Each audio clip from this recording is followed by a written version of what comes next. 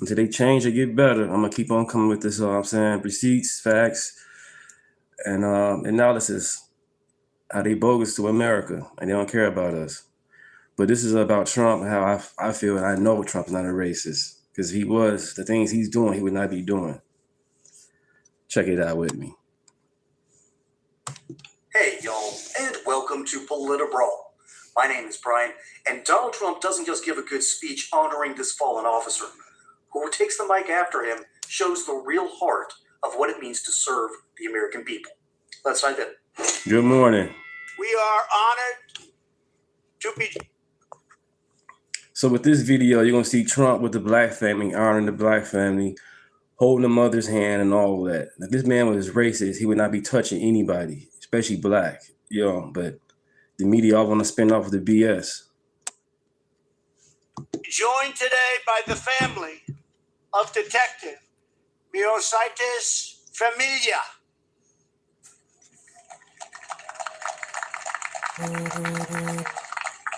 Detective Familia was a proud member of the New York Police Department. Where is that family? Where is that great family?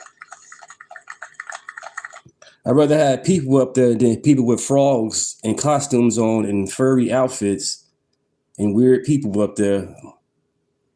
I'd rather have them people up here that Trump got up there than them weirdos. Great family.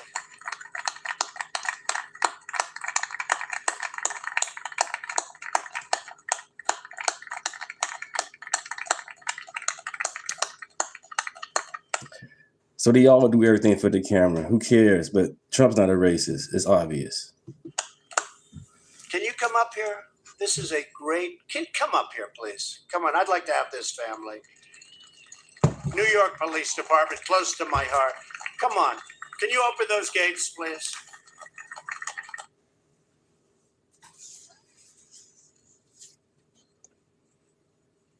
Look how he's holding her hand. He's holding her hand nice and tight. He's not being all weird and all whatever about it. He's holding her hand, bringing her to the mic. If this man was racist, he would not be touching her like that or acknowledging her at all. And not for no camera optics. That's not how that works. If he's a racist, he'd be a racist, period. That's not the case. MAGA. So I promised I wouldn't tell you that she's 90 years old, but you know what? She is really something, right? You look like 55, maybe? 55? Huh? Boy, I'll tell you what. You got up those stairs better than I did. Thank you. Thank you very much. It's just special people. It's just special people. And I want to tell you that last year, just a few hours after the city of New York celebrated the 4th of July, Detective Familia was on duty in her vehicle, not far from Yankee Stadium. Big Yankee fan? You're all Yankee fans, right? She was ambushed by a man for the simple reason that she was a member of the police department. She was a member of law enforcement. That was the simple reason. The attack, because she was so incredible, was just looked upon so horribly.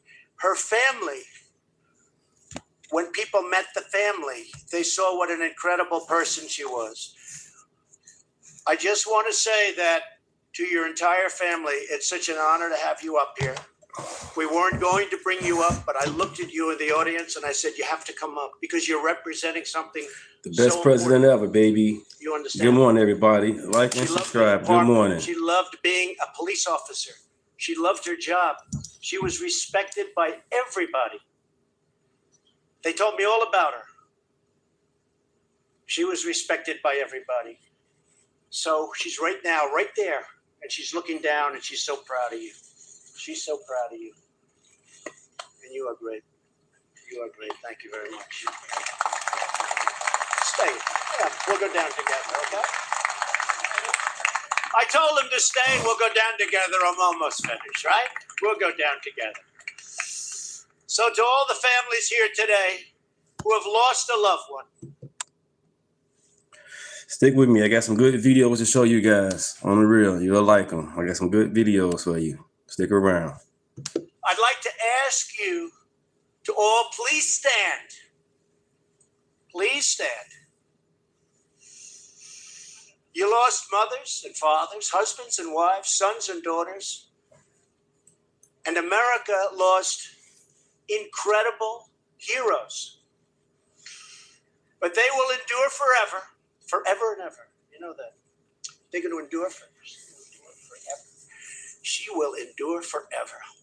In our memories, in our hearts, and in the countless lives they touched through their courage and through their grace. Their legacy will never die. Your mom's legacy will never, ever die. You have good genes, right? Good genes. Best genes I've ever seen. In a moment, we will listen to the roll call of these great fallen officers. As we read the names of your loved ones, we engrave them into the eternal chronicle of American valor. And when that siren blares, when the squad car races down the street, when the police officer steps forth confident and proud and strong. Good morning, Richard. Welcome to the chat. Good morning. Brave, in that crisp blue uniform, we will think of you. We will think of your incredible daughter. We will be thinking of her. We will be thinking of all of the heroes we lost. And we will thank God for the men and women of law enforcement. So often when we think about leadership, we tend to think of charging headlong into battle against overwhelming odds. Or we think someone at a headquarters far away giving commands and orders. But there's two ways that we often forget, often overlook. We forget that sometimes it's not the greatness of a speech, it's the way you honor the people directly. Sometimes it's showing... You tell me, I don't see where he's racist at. The man holding the hand, he kissed the hand, he brought him up to the stage, you know. People are saying he only doing it for the camera or optics. I don't think so. Perhaps the if he was a racist, I'd be touching the hand and kissing the hand like that. Or even bring him to the stage. The greatest form of leadership. It was Joe Biden. He had a bunny rabbit up there, or a furry, or some dude with a flower outfit on. Come on, man. Yeah, Americans too, but this comes with some decency. It's not a clown show. Let's take this stuff serious. Joe Biden, when he was in office, everything was a clown show. Don't know what a woman is. Don't know what a man can get pregnant. All that goofy ass shit. No, this is a man right here. Thank God for Trump. Thank God for Trump. On the real. Let's continue. Not just as a doctor, but more of as a pastor. Someone in whom you have placed a great trust. Because you know that person is not going to go out of his way to harm you. Now, as blusterous as Trump can be, let's be honest for a second, as boisterous as he can be, and with so many people telling him, man, I love Trump more if he just would stop tweeting, you're missing the point. When it's time for Trump to serve, he does. And he serves people in a way that is indeed honorable. Most presidents do this, as a matter of fact. It's hard to believe, but Barack Obama did this too. Okay? Joe Biden was actually really good at this. George W. Bush, very good at this. Sometimes he was a little bit, had too much levity for the situation, but we've understood the importance of healing. Here's an example from fiction, and perhaps the greatest fiction ever written, from Lord of the Rings. When Aragorn leads the armies back into Gondor, retakes and saves Minas Tirith, the first thing he does isn't to give a grand speech. It isn't to plan. It's to restore the honor and dignity of his people. And he does so by going to a place called the Houses of the Healing, where he was healing the very man who could stand as a major threat to him. He goes in there and he heals the remaining son of the stewards who were ruling in Who Trump clan is. King. Joe Biden's best friend, mentor was Robert Byrd, a Kliegel, a Klansman. King's line was apparently broken. Aragorn came in and restored that. That's what healing really means. It's a restoration. There's currently a movement in Britain. We're not on the same team? I guess not. You know what that sounds like? It sounds like make America great again. It's in the name. Healing means restoration. Where there has been a wound, a bandage is good for a while. Eventually the bandage has to come off. You got to make sure that there's no infection. It requires a doctor's touch.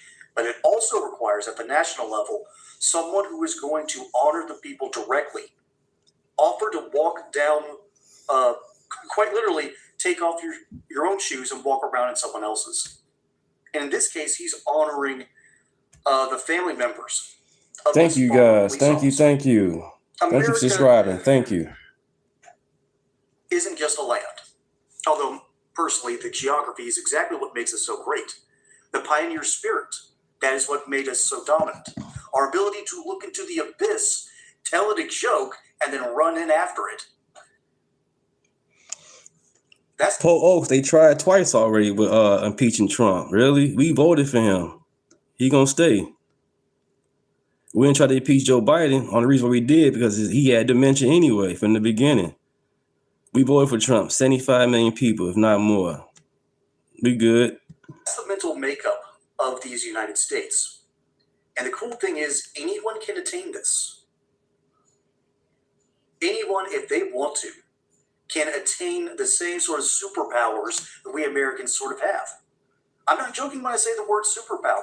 We have a mentality that has allowed us to win not one, but back-to-back world wars with a logistics supply train that could get ice cream to any soldier wherever he was on the map. The Germans could barely feed themselves and were using ox carts in order to get supplies to the front. We had a literal ice cream ship in World War II. It was designed to do one thing, keep ice cream. The American mind, because of our geography, because of our history, because of the opportunity we've had, makes us into something that the rest of the world cannot recognize, save a handful of places. Strangely enough, that is actually in the news right now. After Trump told an offhand joke about the Japanese sneak attack at Pearl Harbor, the Twitter response has been nothing short of amazing. See, I'm lucky enough to already know that there's always been a special relationship between America and Japan. But the Japanese is sort of the flip side of the American coin. And they know us deeply because we're the ones that reopened them up to the world. And then we did it a second time. That's why they seem to love American culture so much. And I won't get too deep into that. But Japan understands us, and Great Britain, quite literally our old man. That's where we come from. You're seeing that heritage passed on, and it's not just genetics. Nope. It is a mentality of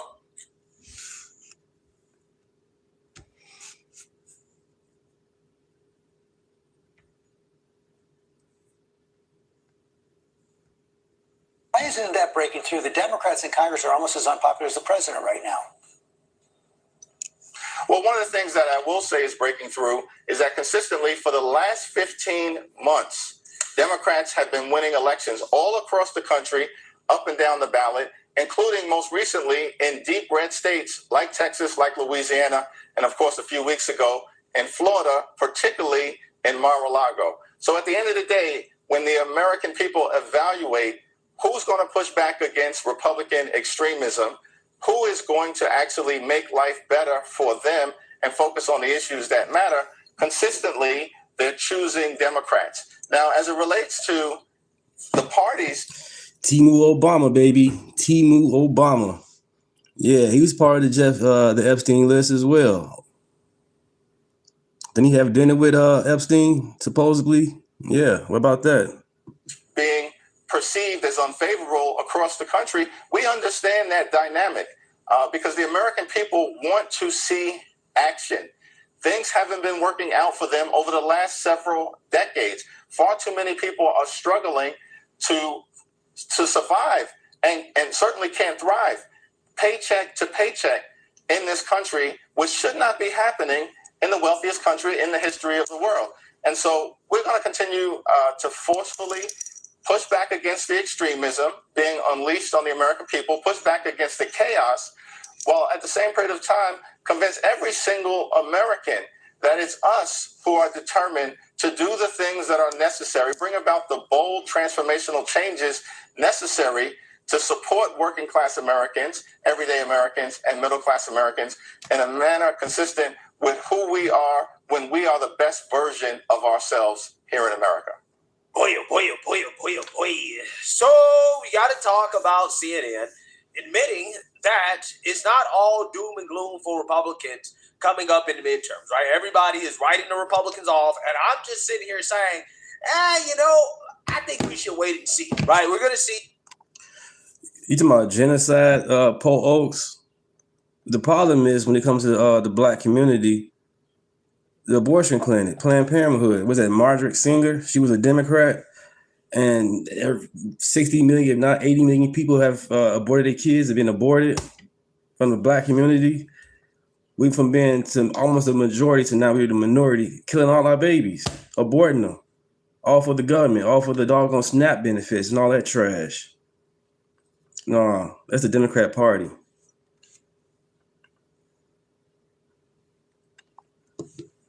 There's still a lot of time between now and November. Things could change. This Iran conflict could wrap up. Stop killing our babies. Could get a lot better. Things could change before November. Right now, Democrats are dependent on their Trump deranged base of lunatics showing up to the polls and voting against Trump. Not for Democrats, but against Trump, Taco which means Tuesday. Voting Democrat, right? The reality for Democrats, though, is that they're not liked, okay? And that the only thing that they have to offer voters is Trump derangement, is, hey, we're not Trump. I'm not sure if that's going to be enough. What are your If it's policies? not enough to take back the Senate and the House, okay? I think that if the elections were held today, I do think that it is likely that Democrats will probably take back the House, but I'm not convinced about the Senate. And again, one of the reasons why I'm not convinced about the Senate is because Democrats are not only unpopular in red states, they're also unpopular in blue states as well, too.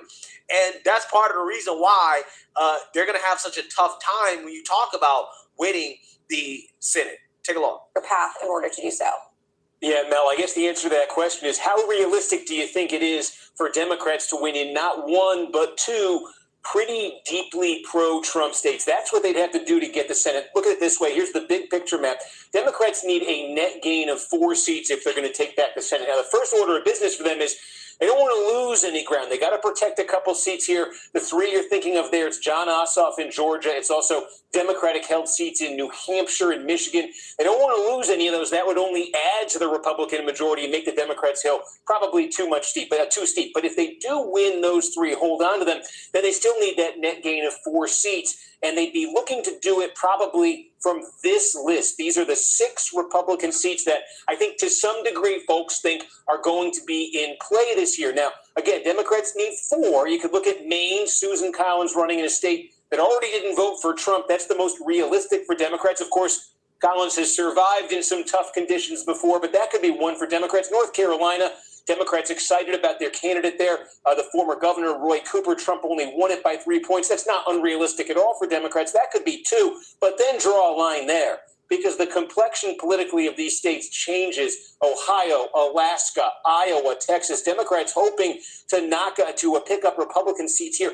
All of them double-digit states for Donald Trump. These aren't just red states. These are, in the Trump era, these are very red states, certainly in 2024. And in the political atmosphere is just different in red states. Take a look at this. This from sort of a compilation of all of our NBC News, CNBC polling. Our pollsters put this together here. Trump states, that's what we're talking about. Democrats needing to win at least 2 of those Senate races here versus swing states, versus Harris states. Views of Donald Trump. In swing states, they're almost 10 points more negative than positive. In Trump states, Trump is above water by 3 points. Views of the Democratic Party, they're not good anywhere. 23 points negative in swing states, but almost 10 points worse. And this is not Fox News, surprisingly. This is NBC News Now. Than that. In red states, views of the Republican Party, they're not that good anywhere, but they're almost even in these Trump states. So again, if Democrats are going to win back the Senate this year, they got to protect all their seats, but they got to win 2 of this group of 4. They probably have to win 2 of this group of 4 in a much less hostile environment in all the states to Trump than you're going to get in the average swing state now. Yeah. So again, this is why I'm skeptical of the blue wave narrative. The main reason is because they're going to have to overperform significantly in some of these red states that Democrats are not liked in, right? They're going to have to overperform significantly in order to actually take back the Senate. And the reality is that, again, their approval is not where it needs to be compared to prior midterms to suggest that there's going to be some giant blue wave, right? I personally think that this is probably going to end up kind of like the 2022 midterms where everybody thought that it was going to be a red wave. But then once it comes time to actually vote, it was a red trickle, right? I think that it is more likely that we're going to see a blue trickle rather than a blue wave. Hopefully, Republicans keep the House and the Senate as well, too. That's what I'm hoping for. And I still think that it's a possibility, right? Again, I'm not a doomer type of person. I'm going to be real with you about it, right? I'm not going to gaslight you. I'm not going to lead you on. But this is why we need voters ID. Look at this. Kamala had won with 13 out of 14 states that didn't require ID. That's crazy. I get that 2. Amazing. This is why they want the Save Act, you guys. We need to pass the Save Act. I think that there's time.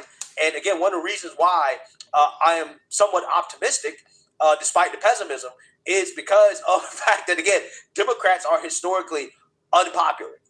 Well, I would say this, Mr. Berman, and that is that this lead is historically low for Democrats at this point with the Republican president. Because take a look here. I'm taking a look at the average of all the polls.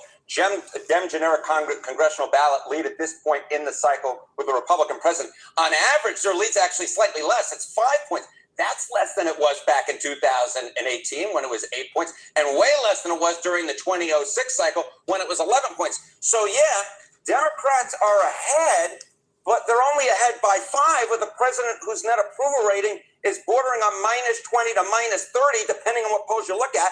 You'd make the argument Democrats should be way ahead, and they're just only sort of How many states require photo ID which to vote? should tell you everything you need to know about just how bad Democrats are at this point, right?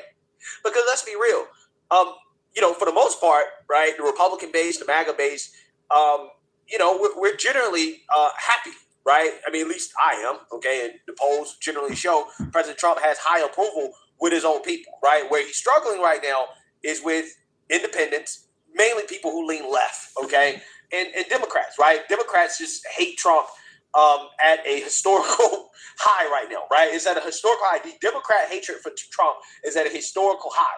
That's what's dragging down his overall approval. But again, the problem for Democrats that despite this, it's not like they're well liked. And because they're not well liked, it's not like voters are automatically saying, okay, well, we like the Democrats now because we hate Trump, which means that, again, if things change, right, if for whatever reason you have these independents that Go voter ID, baby. Yes. That could be a big problem for Democrats in the midterms. And this is why I think the strategy of relying on Trump derangement is probably not a great strategy, but that's all Democrats got right now, right? That's the only thing they got. They damn sure don't have any solutions for the American people. They don't have any policy. Like, think about it.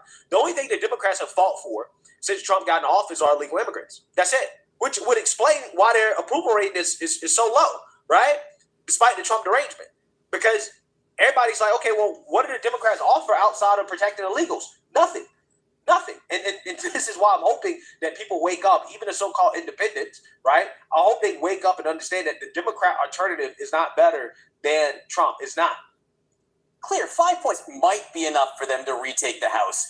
which is really a narrow margin. Would not take much at all for Democrats to get this. Would blow it. And Pass the Save Act, is a damn it. different matter. Pass the it. Senate is This a is some different matter. bullshit. I think 5 points is enough to get back the House. But in the Senate, 5 points is almost certainly not enough if you apply it to the Senate map. Why do I say that? Because let's just take a look. GOP would win the Senate with this map. Let's say Republicans only hold on to the states that Trump won by greater than 10 points.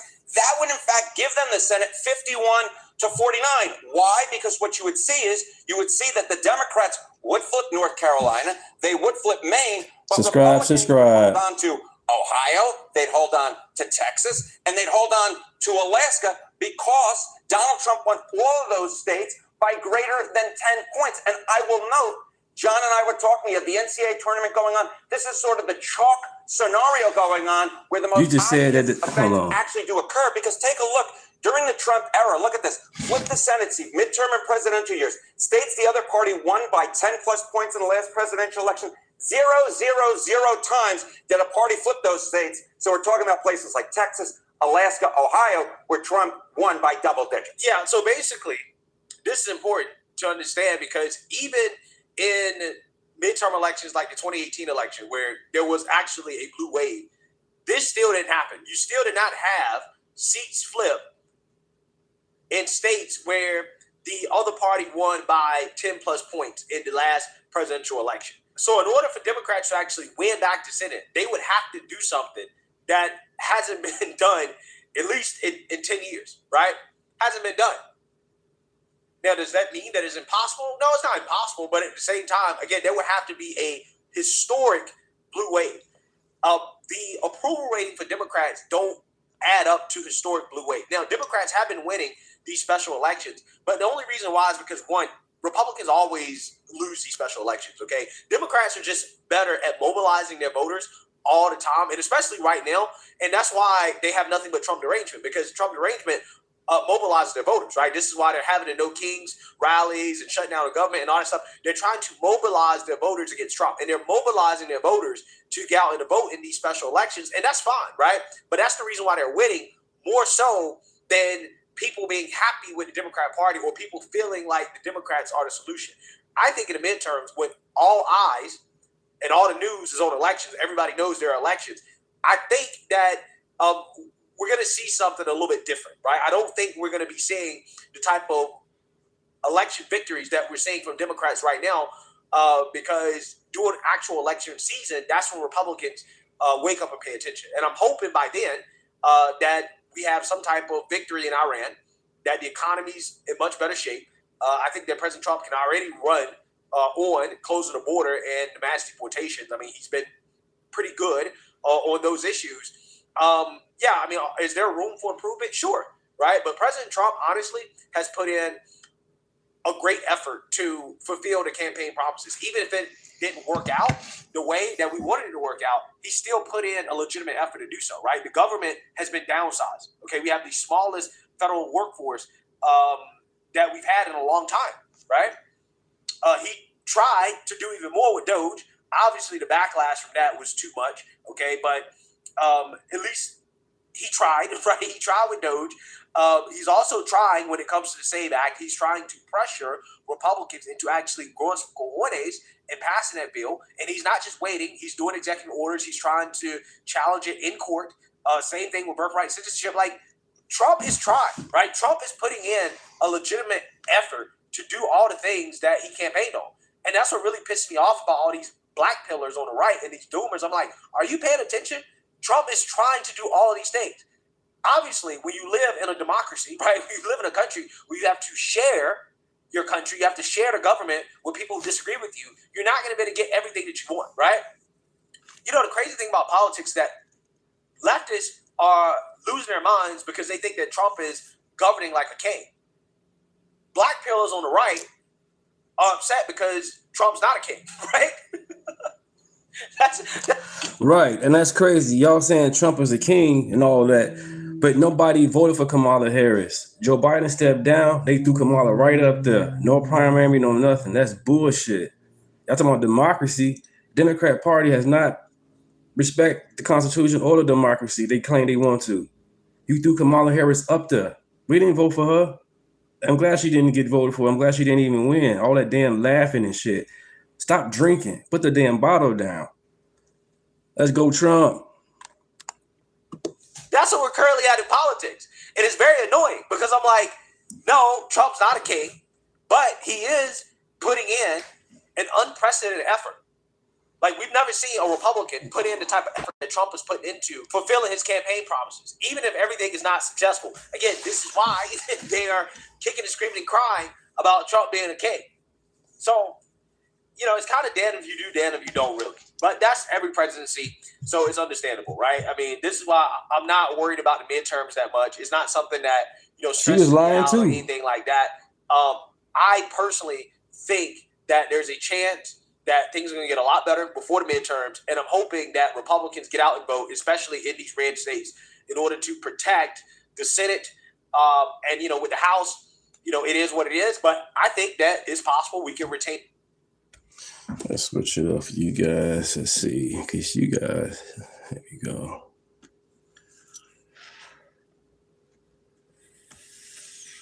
And we're back, y'all. Thank you for watching today. Go ahead and hit that like button, my people. You know that it helps us out a ton. And yeah, Greg Sloan be coming with it, man. He been coming with it for the last few years. He was doing stock market and all that. Now he went straight political with it. And of course, it helps you because it helps. This for you guys who live in New York or think Zohran Mamdani is the man. Listen to this trash. Us keep bringing you these stories every day. Now, y'all, today we're going to be talking about New York that man City, hates you. New York State, and your boy, who cares? Zohran Mamdani. We'll be talking about him because New York. Do you know they're currently, y'all, past their budget deadline? I think Mamdani came in and messed up everything in New York, y'all. He came in, people voted him in on an affordability. Hey, Stephanie, I'm out on the plantation. I get red pill. I'm no longer a Democrat. So if you're trying to persuade me to go back to being a Democrat, that's not going to happen. Or vote for Democrat, not going to happen. Not on the plantation. Simple as that. The agenda. And now everybody in New York has to talk about him. I mean, New York State. Everybody in New York State has to talk about him. They're past their budget deadline right now. It looks like they're counting on revenue that might not materialize, y'all. Things are just a mess. And also, Mamdani doesn't have any. He doesn't have any answers. Don't vote. What's wrong with you? That New York is the most expensive city in the country. It costs over $120,000 a year to raise a family of four there. Right, no kings, but the government told you to put a mask on. They told you can't go to work. You don't get the shot. You had to stay at home. You had to hug your grandma through a plastic shield. Democrat Party shut the world, you know what I'm saying, the states down. Thank God the Republicans kept it going, but when it came to Democrat states, they shut the shit down. That's crazy. Y'all forgot that? During COVID, we couldn't go nowhere without a fucking passport, vaccine passport. That's some king shit. That's not cool. That's my body, my choice, all that shit. What happened? Y'all bullshit, man. Stop falling for the monkey ball. Pure blood, no vaccine here. I quit my job because of that shit. You know, fuck that vaccine. And a reporter's asking him, hey, where the jobs going to come from? I'll give you a hint. Good morning, Matt. No. So without further ado, y'all, let's go ahead and get into it. Local and state lawmakers missed today's New York State budget deadline, and it's been pushed back. News 10 NBC's Chris Fortune shares the new deadline. Subscribe if you guys haven't. Good morning. I reached out to several lawmakers in the area to see if they were available to comment about the budget process. What email should I send that to? Assemblyman Josh Jensen joined me from the Assembly chamber. He told me the Climate Leadership and Community Protection Act and auto insurance rates are part of the negotiations. Certainly myself and families across New York, including right here in Monroe County, see their auto insurance rates going up. And the question that we're discussing as part of the budget process is how do we bring those auto insurance rates down? Last year's state budget was late by more than 5 weeks. Assemblyman Brian Bankdelow said the final budget was adopted in May. Are you concerned about similar delays this year?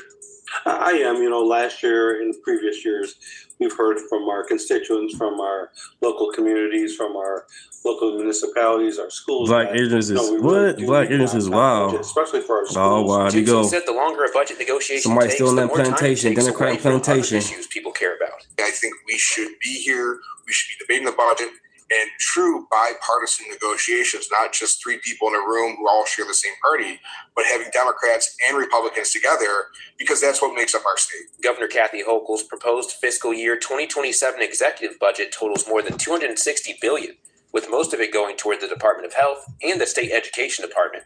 I reached out to Governor Hochul's office by phone, and the person who answered directed me to email its press office. I have not heard back yet. In this article, the New York Post talks about how all of the economic headwinds that we see in the economy right now, particularly since the Iran war has started, may have an effect on New York's budget.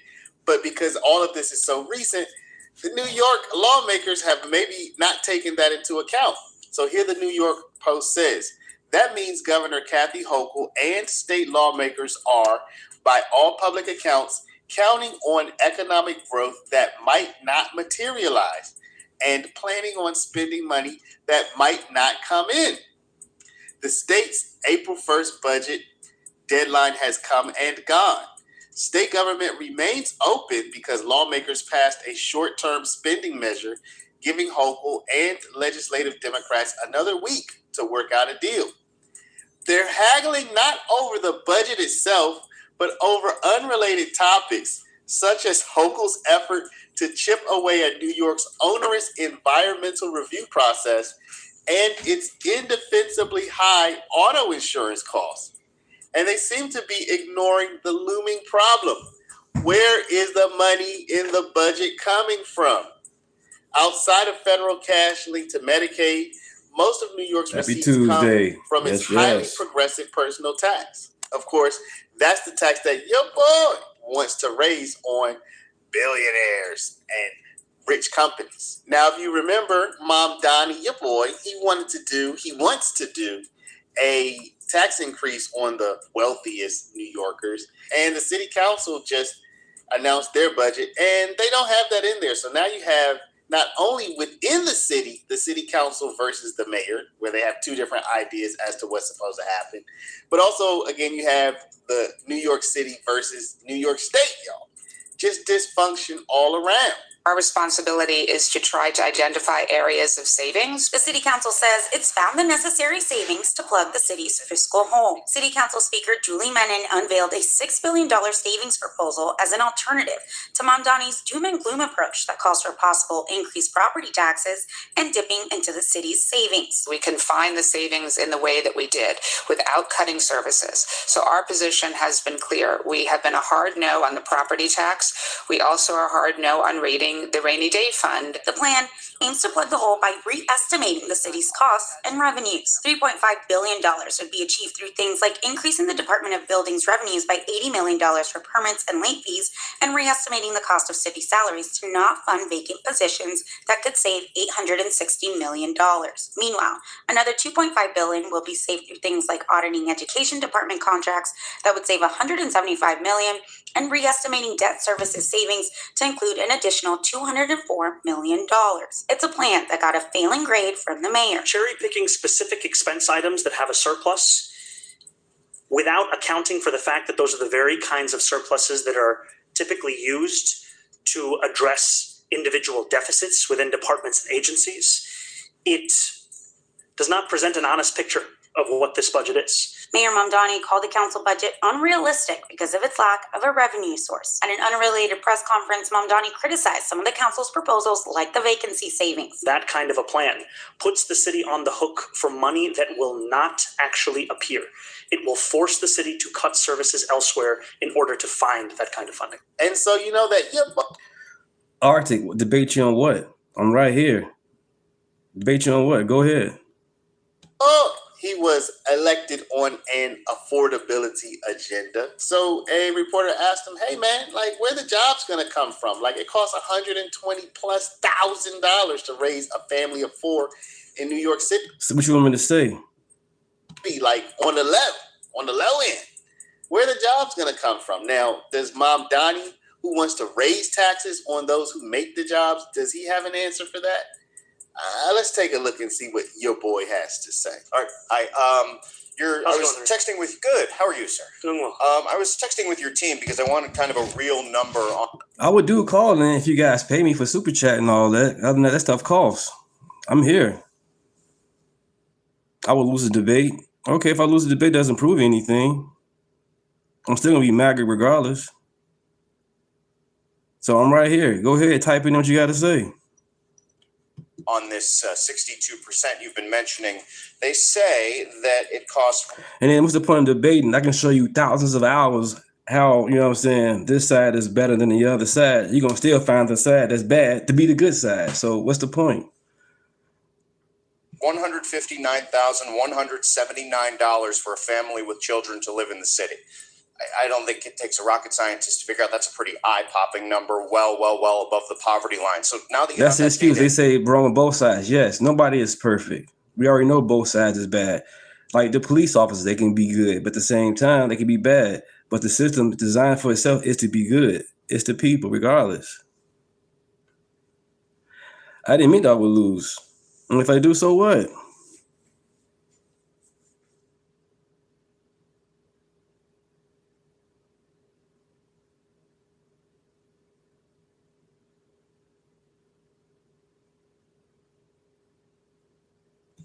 In hand, two questions. How does this inform what, if anything, you'll do different now that you realize in hard data the scale of the affordability crisis? And also, you have a number I voted for of Trump, so I'm cool with Trump, what he's doing. The governor, the comptroller, and the speaker saying that the job situation. Y'all was cool with Biden sending millions to Ukraine and the gas price was high as hell. And then we talked about saying, hey, it's Biden's fault the gas price is high. You guys said, no, it's not the president's fault. It's just what it is. Now it's Trump's fault because the gas price is high and he's fixing it. Just be patient. Trump's doing the long term, not that short term BS. Just be patient. Situation in the city is really starting to look very, very troubling. So looking at this data, looking at the jobs numbers, what are you doing to bring jobs to the city right now? So I'll start with the first question and then go to the second. We as New Yorkers have long suspected in our bones that this cost of living crisis was affecting far more people than typical indicators would show. And what today's true cost of living report illustrates is that this is something which is affecting the lives of millions. 5 million New Yorkers do not earn enough to match the true cost of living in this city. Call me a loser, not a debate. Come on, you want to debate? Don't call me a loser. That's a waste of time. Is to ensure that as many New Yorkers in this city as possible can earn a living wage so that they can actually keep up with the cost of living in the city. And two is to tackle the costs that are pushing that cost of living so high. So some of those costs we know in this city are housing costs. Some of those costs are also childcare costs. Part of the reason why we've been so focused on what up, Brian? Good morning. Childcare in the city is that we know that if a family has a child in this city, for them to find childcare, it's considered a good deal. Zach, that's what you people said back in 4 years ago when Biden was in office. $20,000 a year. If you can tackle that cost and you can bring that down to zero, that is a transformative impact on working class New Yorkers' ability to live and to dream of a future in this city. That's why we're so excited about delivering 2,000 seats for 2-year-olds of free childcare this fall, 12,000 seats next year, and a seat for every single 2-year-old by the end of year 4. Now, to your second question, we are looking to continue to grow not just jobs, but also industry in this city, and to ensure that that growth reaches every single New Yorker. Now, I say reaches because what we've seen in this city is an economy that has grown, and we celebrate that growth all amidst working class New Yorkers being pushed out of this city. So yeah, y'all, dysfunction at the state level. They're not able to pass a budget on time. Dysfunction on the city level. They're not able to agree. How are they going to? It gets better. Happen is this part of the country is going to go completely Marxist communist. That's why the New York Stock Exchange is moving to Dallas, Texas. Everything in the financial world, which I consult to, we're moving everything down to Texas and Florida. We're done with New York. So you heard it right there. New York City is losing the people who've had enough of the new mayor's plans to totally transform this place, while he taxes them and anyone who earns a paycheck or owns a home to pay for that transformation. But while socialist proponents say it's only month 4 of the Mamdani administration and we've got to give them time to get going to see how well socialism works, Those fleeing this revolution will be long gone by the time that happens. A warning shot for New York City's new socialist mayor. Multiple credit agencies, including Fitch and Moody's, all sounding the alarm on Mamdani's $127 million budget. Raise the taxes on the wealthy. We're paying their taxes. I understand that. Of course they're going to move out. I think the first thing is to come back to the facts. You know, when I was in the state assembly, we were told that millionaires were going to flee. That was in 2021. And what we found is that now we have more millionaires than we did back at that point.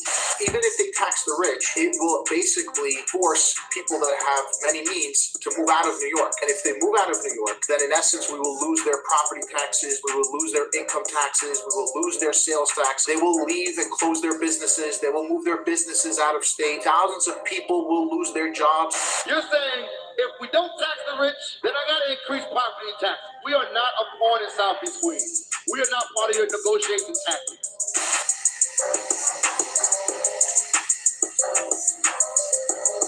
So if you're going to tax the rich and you're serious about it, you better do it now while they're still around. And what nobody's talking about is the reason New York is going full speed into left field on communism is because nobody running this place thinks the rich are going anywhere. Even though wealth has been packing its bags and getting on buses to Florida and Texas for years due to a deteriorating quality of life here in New York that extends all the way from our dystopian worst in the nation subway system to crime sprees taking over public shopping centers in the middle of the afternoon.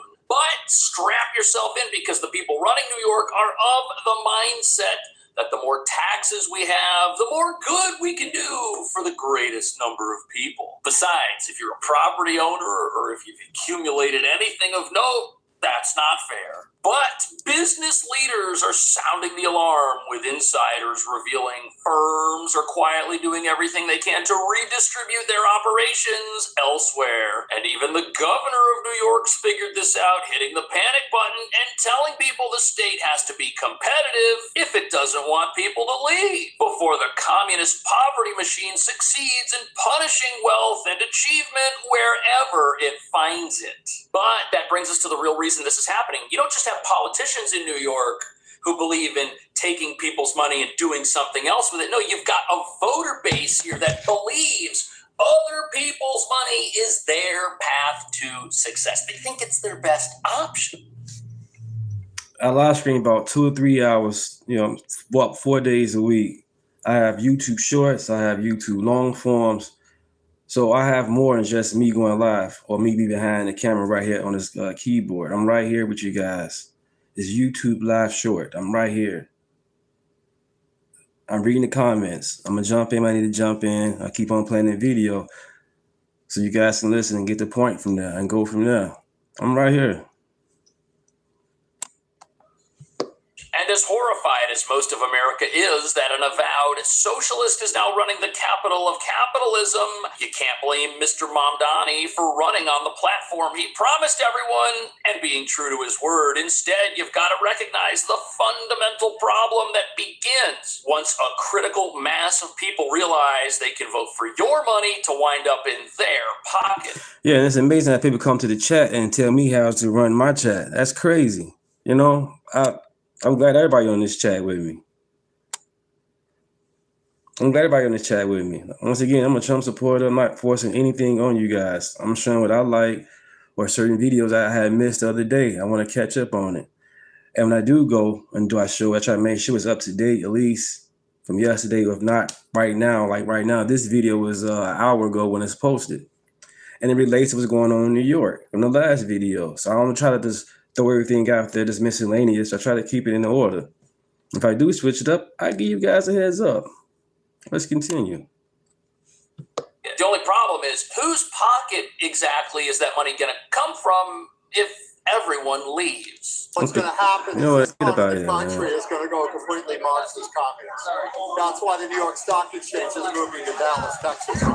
Everything in the financial world, which I consult to, we're moving everything down to Texas and Florida. We're done with New York. So here we have someone in finance who's telling us that there is a migration taking place from cities like New York to places like Texas and Florida. And even though this is happening, and even though the stock exchange really is leaving, the socialists running New York don't believe this. They think it's all fake news. And wait till you hear what they think the secret to prosperity is. I think the first thing is to come back to the facts. You know, when I was in the state assembly, we were advocating to raise personal income taxes and corporate taxes at the time to meet the needs of working class New Yorkers. We were told that millionaires were going to flee. That was in 2021. We raised about $4 billion in additional revenue that year. And what we found is that now we have more millionaires than we did back at that point. So there you have it. The mayor thinks taxing millionaires is a non-issue. In fact, if you look at this statement, what he's actually saying is the more you tax millionaires, the more of them you create. So if you want to create prosperity, just jack up the taxes. That's how you do it. And if someone's successful, the harder you punish them, the more successful people you're going to have. That's right. Forget what you learned in economics, because these ideas all disregard the fact that New York has more millionaires today in spite of how rough it is on them. Remember, the stock market creates millionaires, gives people the wealth to buy homes in middle-class areas of the city. Plus, there have been many economic innovations like artificial intelligence and businesses that create jobs and pay people lots of money do it in spite of the government's attempts to stop that from happening. And although the mayor's right, there was no mass exodus back in 2021, New York City also wasn't run by someone who promised socialism. Do you ever get the feeling that your digital life isn't really yours? That your emails, photos, files are being scanned, analyzed? Industry got sucked out. Wall Street and financing is being sucked out of New York City right now. All my friends that own hedge funds, they're in Palm Beach. So when businesses relocate and they stop hiring, the future people that you're going to punish in order to get their money, they're never going to be here because they weren't here. And that reveals the big problem with socialism. You can set it up and you can start stealing from people today. Oh, yes, you can rob those middle-class homeowners with higher property taxes. And yes, they won't be able to leave because they're trapped in their homes. But there are other people who you'll never get the chance to steal from because they aren't coming. And if you get a short-term boost from stealing from your own voters, it's only a matter of time before the money you've got evaporates and then there's nothing left to take, and then the entire city you're running collapses. We've left. I'm the 1%. Okay, I'm the 85,000 people that pay all the taxes in New York because our income exceeds $1 million. Well, I left. I moved my businesses and my residence to Florida so Mandami can't steal from me. So here's what you've got to realize. If the jobs don't come here and future millionaires never show up, what do the city's job prospects look like? This is frightening once you dig into it. Recent New York City job growth has been concentrated in Thank you guys so much. Thank you for subscribing. Thank you. Let's grow. Predictions are dire because job quality is going to suffer. And the numbers speak for themselves. In 2025, only 33,000 new private sector jobs were created. And in the first half of 2025, 4,600 fewer businesses existed than the year before. But it gets even worse because if you remove job growth in healthcare, the city's job growth last year was actually negative. And there's a problem with this because those healthcare and social assistance jobs, apparently they pay extremely low wages, which is just going to lead to more of the affordability crisis everyone here is affected by every single day. A warning shot for New York City's new socialist mayor. Multiple credit agencies, including Fitch and Moody's, all sounding the alarm on Mamdani's $127 million budget. Not a downgrade, not quite yet, but a very clear warning. Keep going down this road, and it's a-coming. His budget calls for raiding the city's rainy day. You said I voted for no new wars. Well, hey, it is what it is. People voted for Mamdani to get free shit in New York. And the same thing here in Chicago. They voted for no property taxes to go up. Guess what happened? Things changed. Shit got flipped around. At least odds, we winning. They not. Day fund and other savings over the next 2 years to pay for billions in new spending. So, Taylor, tell me about the bond aspect of this. So capital. What's been going on for years? Wars in the Bible, wars all it is what it is. Peace through strength. It is what it is. A war's gonna be a war. I don't want it to be. I don't want nobody to be dying, but it happens throughout the year. Generations. Socialism is doing what it can to explain to socialism where this is gonna lead. But It's better to go ahead and take the people out compared to Biden and Obama giving billions and trillions of dollars to fund a war and leave equipment behind. nobody here seems to care because communists don't believe in things like stock markets, home ownership, passing down wealth to your children, earning more money than somebody else. Oh. And at the end of the day, when it comes to this conversation, us texting, us chatting, we all saying the same talking point for somebody else, period. Either from the Bible, or from the news, or your neighbor. We all rehashing each other's words in conversation to get a point across, period. So let's go from there.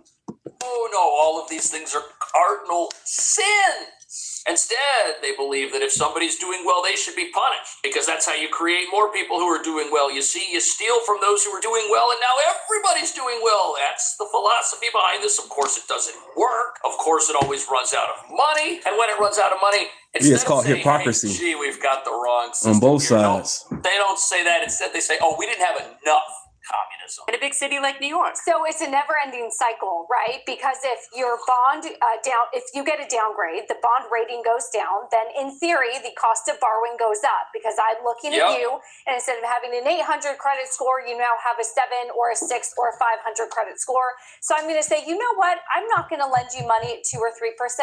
I'll lend you money, but you have to pay me 4 or 5 or 6% interest because I'm not confident that you're going to pay me back in full. Effectively, that's sort of what's happening here is they're thinking about doing a downgrade. And this is now the third in 10 days. I mean, this is shocking. So here's the thing. If this happens, it's going to add hundreds of millions of dollars a year to the city's budget, which is already bloated and which it already can't afford in interest payments on the money it has to borrow to fund itself. And when that happens, what are the communists going to say? They're going to say, well, we should have raised taxes more. Then we wouldn't have had to borrow so much because we could steal it instead. We know that she's on board with what he's doing, but she also knows if she's too on board with it, she won't get reelected. And I think this is the first sign we're getting that Mamdani knows what he's doing is not going to work either. Right. I mean, this is the simplest thing to convey even to a kindergartner. Take a bucket of water, fill it up with water, and then start drilling holes in the bottom of it and see if you keep drilling more holes, you can pour more water in and keep it. What happens, right? It's just the tax base erodes. You have the top 1% in New York paying over half the taxes here. You cannot move in this direction. You've seen it happen before. Maryland, California is now accelerating the exodus of wealth. Washington, New York is going to be the same thing if these two don't get on the same page about not taxing and soaking the rich. Dagan, what do you think? Was it a scheduling snap? So look, if you're going to do this, if you're going to drill holes in the bucket, so to speak, you're going to lose every single thing that you need to pay for all the stuff that you want. And even if New York has more millionaires today than it may have had yesterday, tomorrow's a completely different story once you go full communist. How does job growth concentrating in care work, which is the new only growing sector that we have for jobs, affect New York City's finance? If these jobs aren't very good, it means right here, less income for residents means less revenue from income taxes collected from the city's residents, as well as less disposable income, which is spent on businesses, which means less tax revenue. So if we're going to trade jobs of one type for jobs of another type, and we're going to lose all the money that comes with those jobs, well, there's going to be an affordability nightmare, but it gets even worse. Not only are the industries where job growth in New York is concentrated the ones providing fewer benefits, a large portion of those jobs also provide an income below the poverty line, which means everybody who comes here and gets a job, even if we have job growth, because these are not jobs that allow people to afford life here, these are individuals that are going to need assistance. So job growth numbers in New York are still going to be a bad thing for the city because they aren't the types of jobs that used to grow here. Jobs, accounting, finance, tech sectors, those jobs are shipping out. These are the new jobs shipping in. And if everybody who comes here and gets a job still needs government assistance to pay their rent, to buy their food, they're going to need the free grocery stores. We're going to need to expand housing vouchers. It's going to create a sort of doom loop that the city can never get out of while it continues to hammer the people who can't flee fast enough. Including cities. And for a city to compete, of course, it's quality of life, it's your subways, it's your hospitals, but it's also individual taxes, estate taxes, corporate taxes, and it drives people out. So all you have to do is look at California, New York versus Florida, and there's a huge exodus taking place. It's not good for the city, and people just make a mistake or just tax these people, but that's the outcome. And very often people think they're being moral by doing that, but they're not. What they're doing is they're hurting your own city, and unfortunately, people vote with their feet, and so. What do people say? What do you say to people like Bernie Sanders, who says it every day, 20 times a day? Billionaires and millionaires don't pay their fair share. I don't know what he means by fair share. Okay, here's why. He's not being condescending. It's because it's arbitrary. What's fair today, after you steal it and realize it's not enough, becomes unfair, and now you need more. That's how taxing people to pay their fair share works. The fair share number's not set in stone. It's always moving. It's always growing. And whatever people pay, it's not enough because communism always runs out of other people's money. So it's never fair for someone to have more than somebody else. And that's how New York City is being run. The electorate here has been radicalized to believe that the only way they're going to get ahead is if they have what somebody else has. And in a city with low-wage job growth and terrible housing prospects with some of the highest rents in the country, voting for rules or policies that would help somebody get ahead here while making the lives of New Yorkers better are not on the table at all. Voting for laws that would allow more housing to be built in New York City quickly, that would enrich people. You see, that would mean that somebody could come in here and invest money and get rich renting apartments to other people. That would create a millionaire, and we got too many of those. You see, that's the problem. So we don't think like that anymore. Instead, the way we think is that if somebody's successful, that's wrong, and they better make us successful. Front of mind is taxes. Insane. Democrats, led by New York City Mayor Zohran Mamdani, want to see an increase on income tax of millionaires and on wealthy corporations. Governor Kathy Hochul continues to maintain a tax hike with an increasingly stagnant economy, and as wealthy people are leaving New York is not an option. Her approach has angered Leaving Illinois too. of her party. What person says, I will not negotiate at all raising revenue from the wealthiest New Yorkers who actually have the revenue to spend, but I'm going to harm the people who don't have revenue to spend and have been feeling the brunt of the decisions we've made prior. Okay, well then, whose fault is it that you guys have made such stupid decisions that you've impoverished your own populace? Whose fault is it that you have decided not to build housing for people? Whose fault is it that you've decided to make it so expensive for a business to operate here that when people go to the grocery store, the milk costs $10? Whose fault is that? Who's bearing the brunt of those decisions? Every single person in the city. And the city council and our local leaders, instead of looking at themselves and saying, hey, maybe we should change, they say, no, we need to change in somebody else's pocket. It's pathetic. It really is. It's sad. And it shows a lack of understanding of basic economics. But these leaders, I can't blame them because they represent voters who think like this. These people didn't get elected talking like this if they weren't being voted in by people who think the exact same thing. That is why the Democratic Party is where it is. The mayor's office has made clear that without more money from Albany, it will have to raise property taxes and potentially peel back city services. But Republicans are saying enough is enough, and the city and state need to control their spending. They feel that any tax increase, even one on New Yorkers who have the most, will hurt everyone.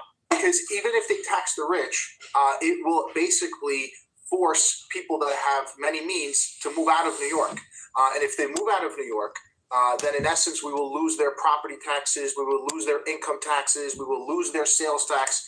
Yep, all of that's going to happen. Now, I understand that there have been other times in New York City's recent history when people like Mayor Zohran Mamdani were in the state assembly, but you've got to understand something.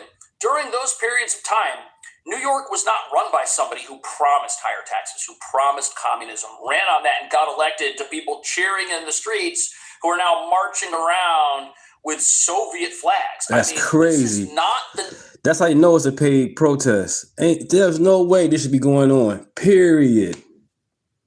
They are paid, man. No way. No way.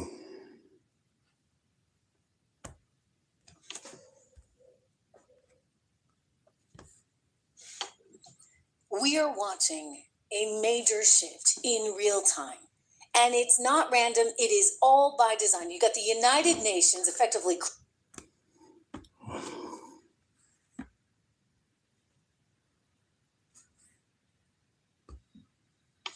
This is a now or never kind of moment. It's got to be done. And the president's making it clear, he wants the straight for everyone.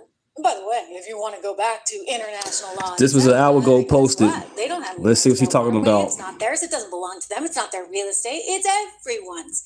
So for them to say, okay, we're going to control this and not allow everyone through, well, they can't. And the president's like, well, where are you? Hey, UN. Hey, NATO, where are you?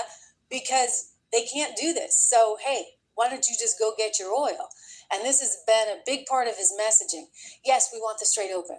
Are we willing to commit all of the resources? I think he's kind of at his wit's end. He's like, come on, people. We've taken out the Navy. We've taken out the Army.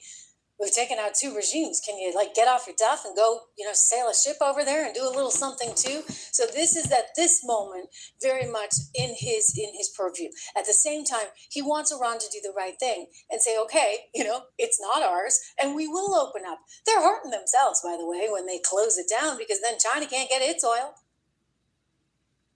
Just saying. I mean, they got customers all over the globe, right, that aren't getting their oil either. Here, I want to go to Scott Jennings, who's being asked about this on CNN today, and he's pointing out that, you know what, maybe because we've got a little tough love in there for Pretty, you said New York is booming. I just showed 2 videos of saying that New York is not booming. President Trump. The UK They are pissed off. Coalition together.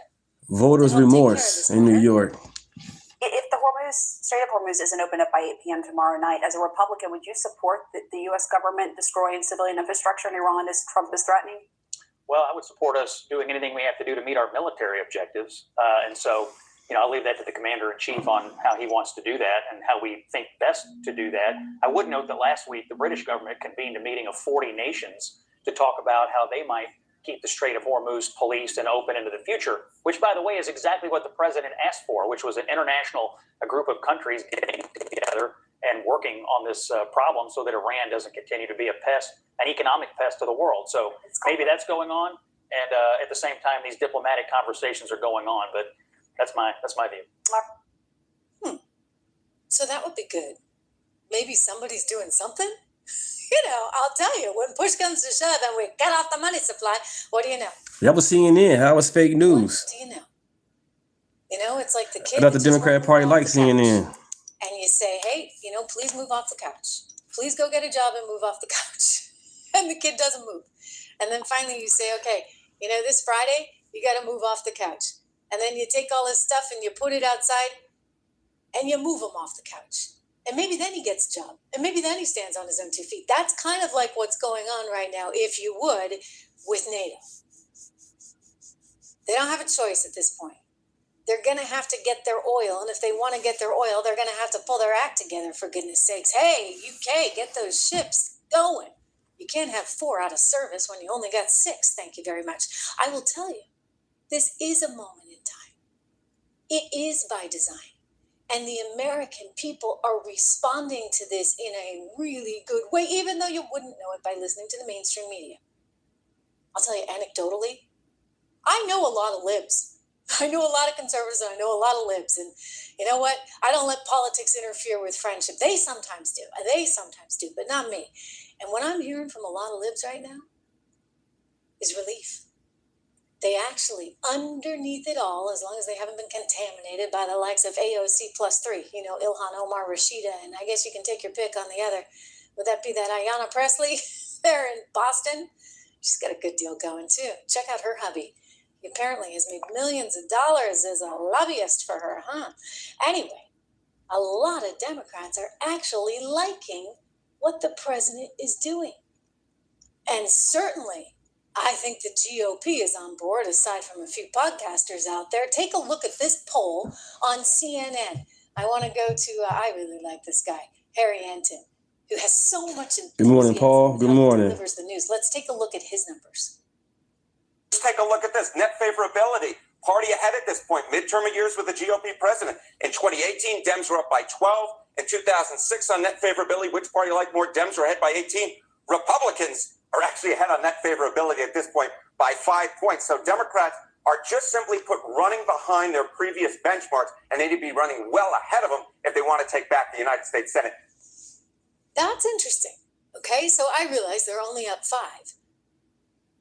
But the Democrats are not where they need to be if they want to take back the Senate, for goodness sake. So they've still got a lot ahead of them. And I would say this, I want to go to the weekend show on NBC where the reporter is trying to say, hey, it's going to be a bloodbath at midterms because, people don't like this. I'm just going to remind you all, you want to talk about what a bloodbath it would be if Iran had the nuclear weapon? I mean, again, we don't have a choice on something like this. It may not be perfect timing for the politicos out there. It may not go over well at midterms, but in some ways, do you care? I mean, this is what you elected the guy for goodness sakes.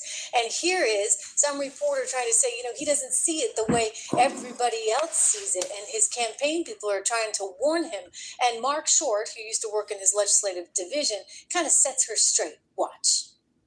Susie Wiles, chief of staff, told Time magazine this week she had concerns that President Trump had a rose-colored view based on what aides were giving him in terms of information and updates about the status of this war. I think he has a clear-eyed view of the status of this war, Kristen. I think he gets his information beyond his White House staff. As you know, he talks to you frequently. He talks to plenty of folks in the media. He talks to a lot of people. And so I don't doubt that he has a clear-eyed view. Subscribe. You guys haven't. Thank you, guys. Thank you. For 47 years, they've killed many innocent Americans. I think the world changed on October 7th, 2023, because at that point, Israel decided they're going to take matters in their own hands. I think that the president heading into these next 48 hours, he understands leverage better than most people do.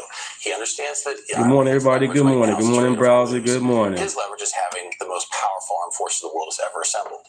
And I think you're going to see that. You're going to see that in the next 24 to 48 hours. And that's why, when he tweets out this morning, and I think there's a lot of commentary that it looks deranged, it looks juvenile. It's not. It's the president is basically sending a message.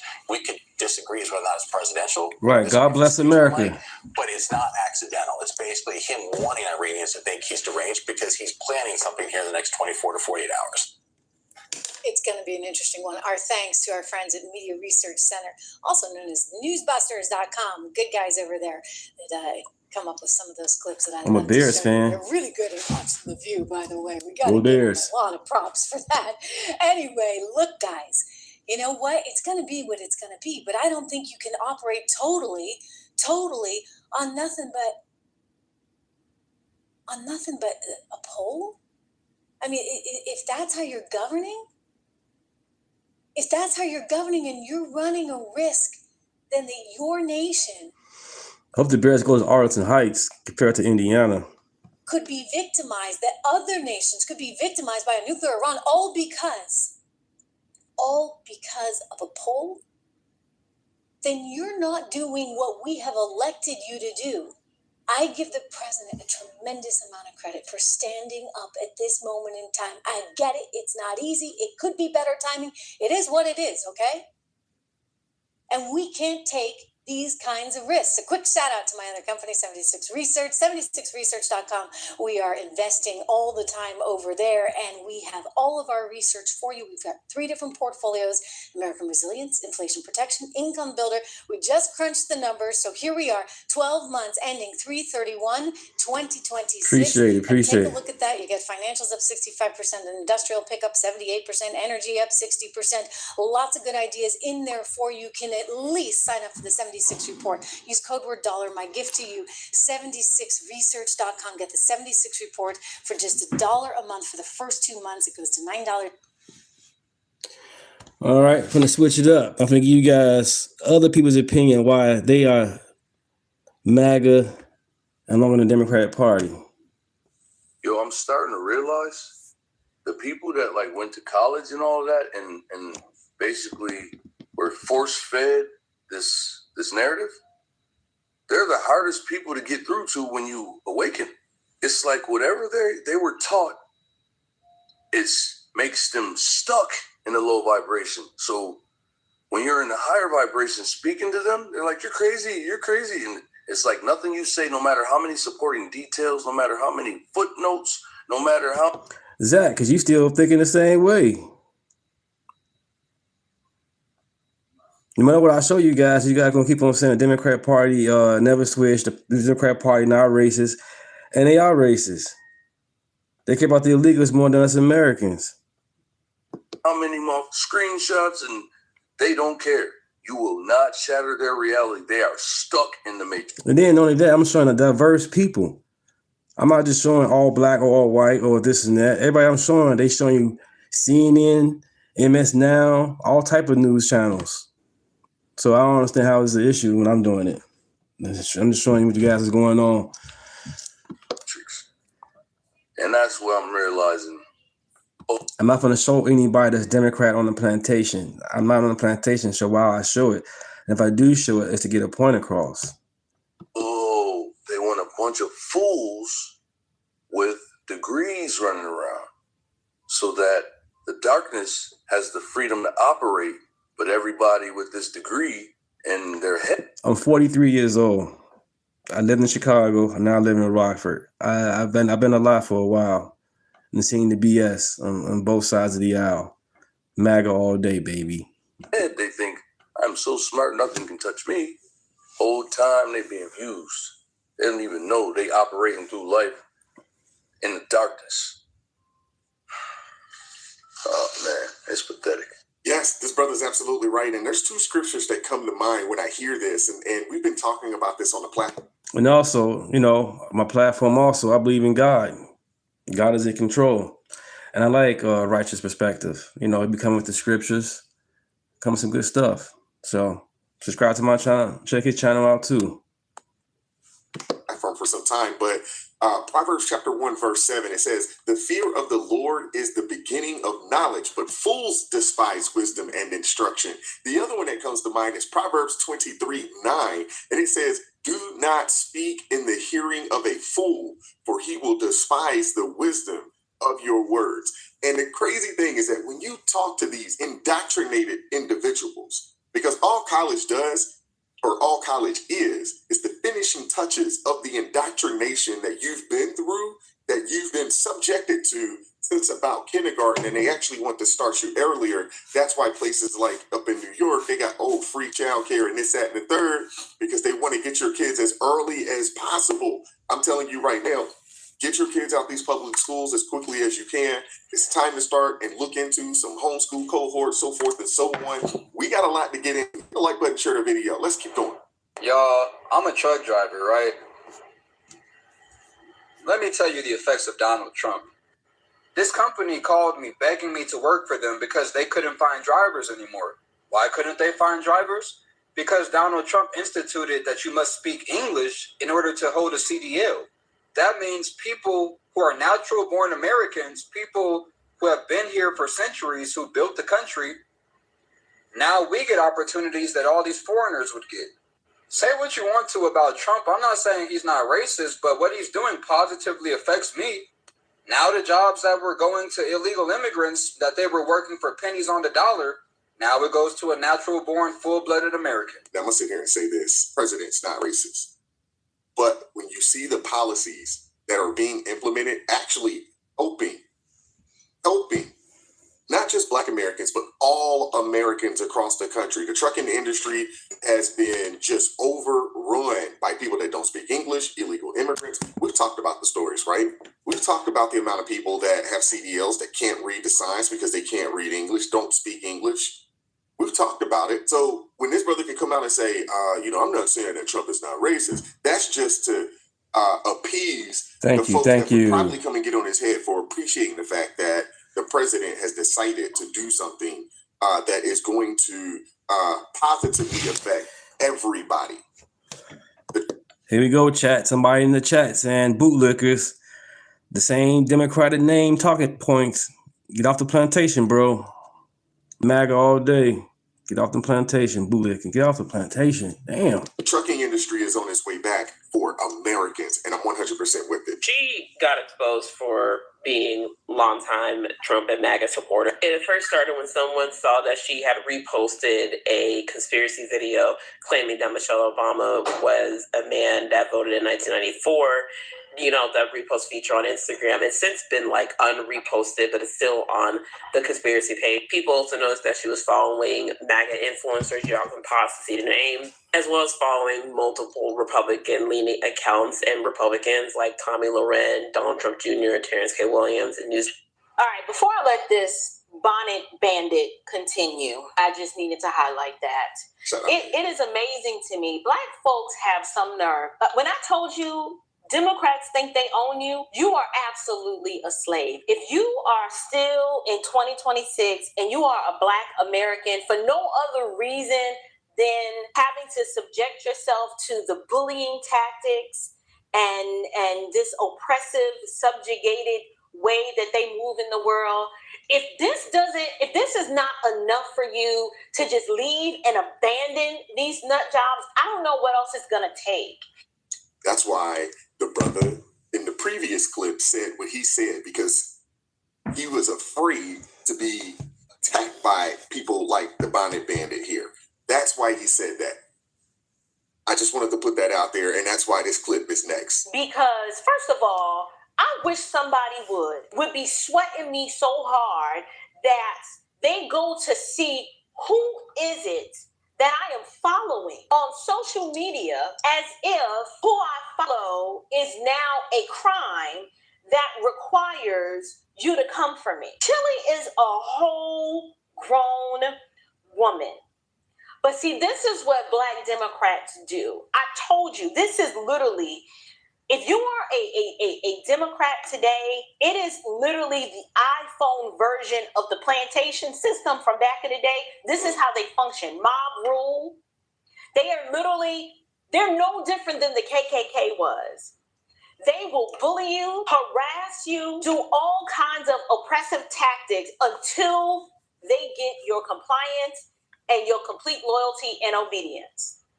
There is no way I would even want to be associated with a group of people who think like this. I agree with her 1,000%. I don't want to be associated. I am not associated with people who think like that.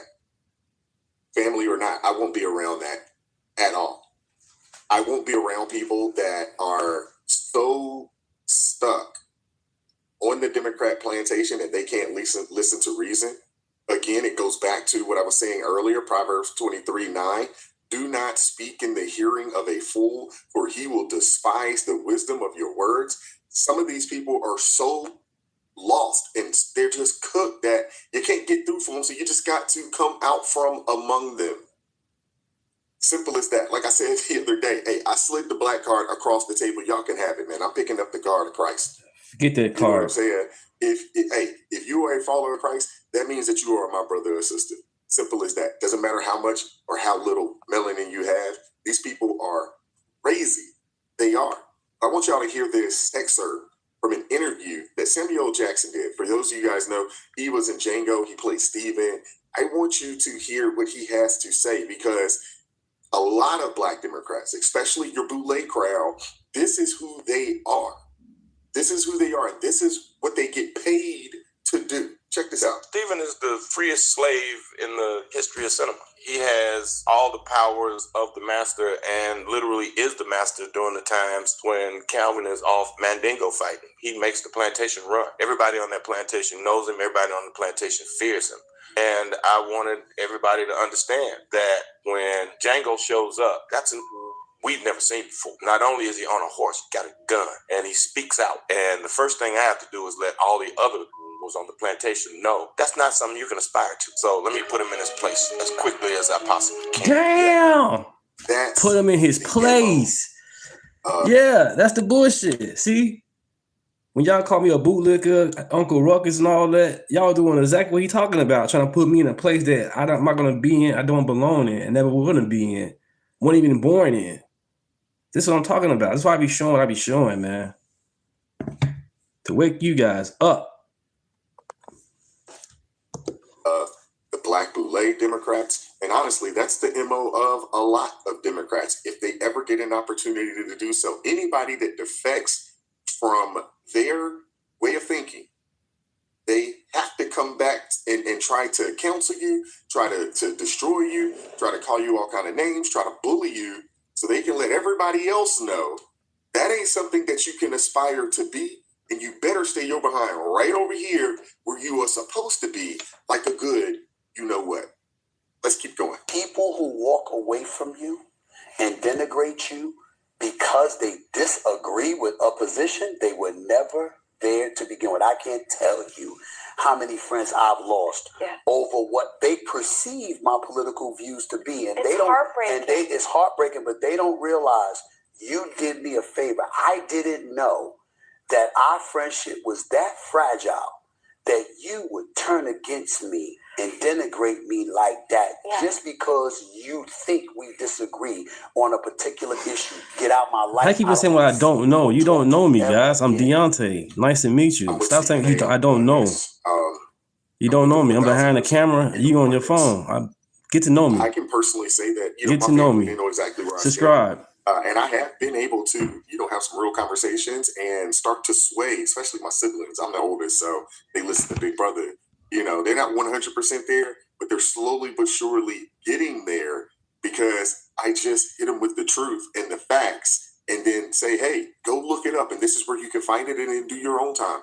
Take your own time to research. And they come back and was like, they know this. And then there's Booski, I'm going to talk. I need to talk, Booski. And they're like, man, that's not right. So they're starting to see it.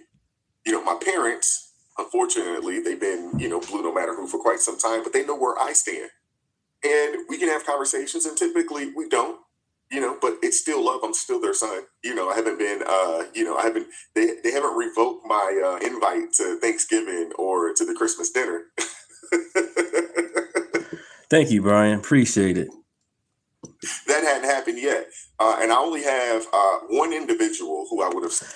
Booski, how does a griff? Are you watching what they're talking about? Are you listening to what they're talking about?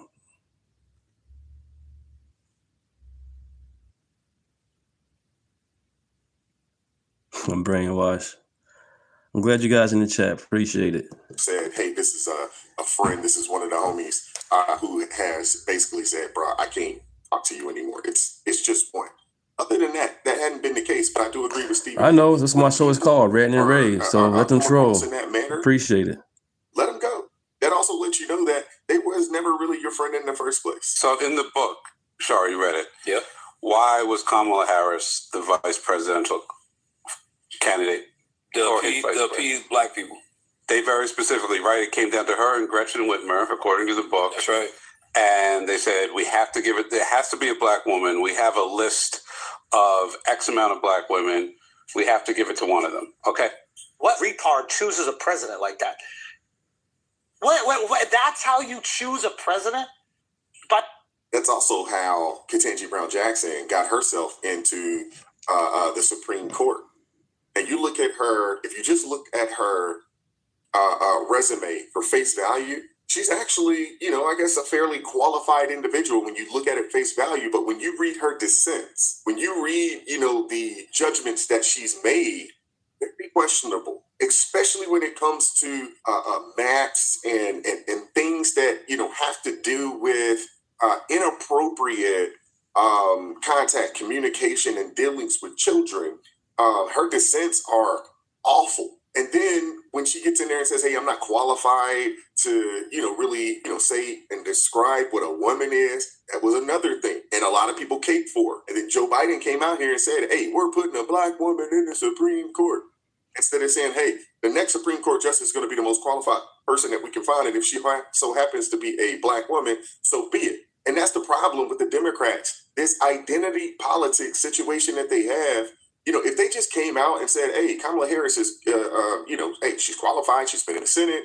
She's, held this position, that position, and she's going to be the VP. But when you had black folks, black women, especially those that are part of the Boulay crowd, and other Democrats coming out there saying that, hey, Biden, your VP better be a black woman. And then they ask Kamala Harris, what you going to do differently from Joe Biden? She's like, nothing, the same. That's not good, because 4 years of that bullshit was not good for nobody. So she would have came in office and did the same thing Joe Biden would have done. Opened the border even more wide open, sending money way more overseas than ever before, and constantly laughing and shit. This shit's serious. I mean, that one makes everybody say, man, side eye. You know what I'm saying? And then they turn around and say, oh, we're not going to do a primary because if she doesn't win, it's going to look bad. So we're just going to make sure that she gets installed. You love him back? Oh, come on, Booski, man. Hell no. The Democrat Party, when all of these what is a woman say, then? oh, a threat to democracy, when they are a threat to democracy within their own primaries and within their own party. Side-eye once again. Just color? You go, hey, we got to have a color. What about the person's ideas? What about what they stand for? We had Bernie on the podcast, and it was so refreshing to hear a politician actually go like, the Democratic Party is all about this identity politics. They're like, I'm gay. I'm the best person in the world. I'm black. You want this back in office, Booski? This what you want back in office, huh? Stop it, man. I'm the best person in the world. He goes, who cares what you are? What do you stand for? Within that context, they like Kamala the most. They thought she was more experienced. They liked her work as a prosecutor. She had forged relationships with Biden, and he respected her on a prosecutor. But she had a lot of cons that they talked about. And they talked about my point. You know how insulting it is to black people to go, hey, if we just throw any black person out there, we'll win their vote. Well, so that's what I'm trying to figure out here. What's more insulting? It's very insulting. But unfortunately, there are a lot of black folks that feel like, oh, if this is a black person, especially if they're a Democrat, they're going to get their vote regardless of, what their policies are, what their agenda is. It doesn't matter. You know what I'm saying? Because we do have a plethora of low information voters out there that just say, hey, black, okay, check the box. Even if that individual would be the worst thing for them and the country. We've seen this transpire in a multitude of cities around our country. We've seen it. Look at what's going on in Memphis, Chicago, Atlanta in some cases. You name it. A lot of times these people get in not because they're the best, not because they have the best policies or the best platform. They're black. It's really, really stupid. But unfortunately, there are people that have fallen for that a multitude of times. I'd give anything to be on that debate stage against them Democrats. Oh, I'd give anything. And everybody says, why not the GOP? Well, to me, no matter what fault I find with the GOP, because the African-American community hasn't necessarily supported the GOP for all of these decades. That is changing, though. They're not my issue.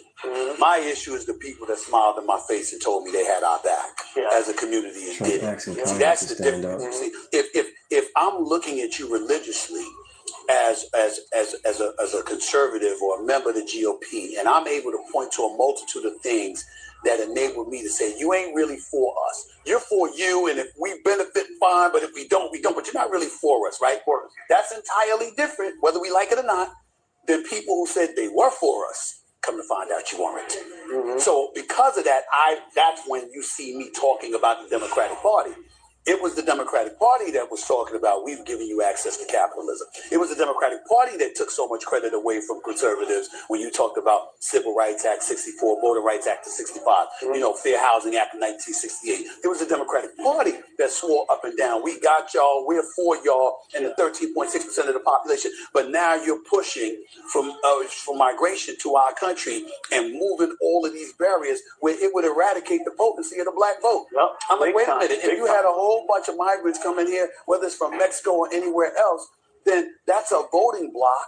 You lock down, and then the black vote doesn't mean as much to you. And if it doesn't mean much to you, where does that leave us? The Democrat Party, what they have said is that they understand that the black vote is going to be split just like everyone else. I mean, if you didn't see it and notice it, in 24, that's going to be the case going forward. So they said, you know what, we're going to get ahead of this. We're going to bring another voting block, and we're going to bring another lower class of individuals in here, and we're going to give them a couple of little trinkets, give them enough to survive, not enough to thrive, and these people are going to be beholden to us in perpetuity, like they hope that black folks would be. That was their game plan. Democrat, you mean the same party you say has been helping you for decades, but your communities look worse, not better? You mean the same party that started the Ku Klux Klan and somehow convinced you they're your savior? You mean the same political machine where LBJ, after signing the Civil Rights Act, said they're going to keep these niggas voting for generations? 62 years later, and you're still predictable. They dangled a black male president in front of you that did nothing for black people and everything for gay people, and a black female president that advertised to you with white people tacos and Megan Thee Stallion twerking on stage. And you never stopped to question that?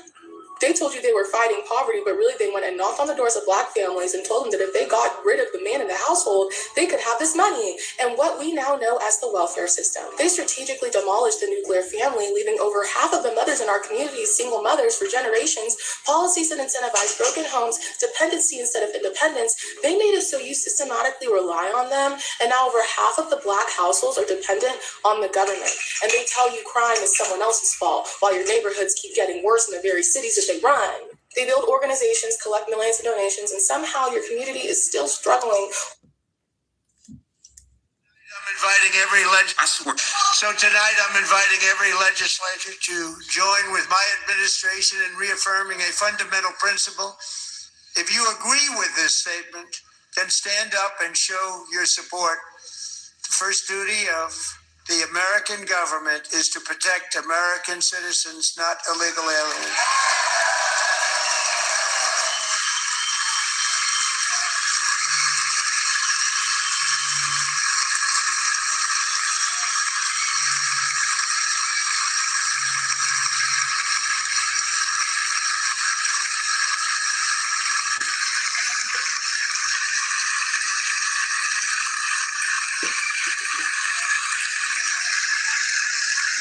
Stand up. What happened?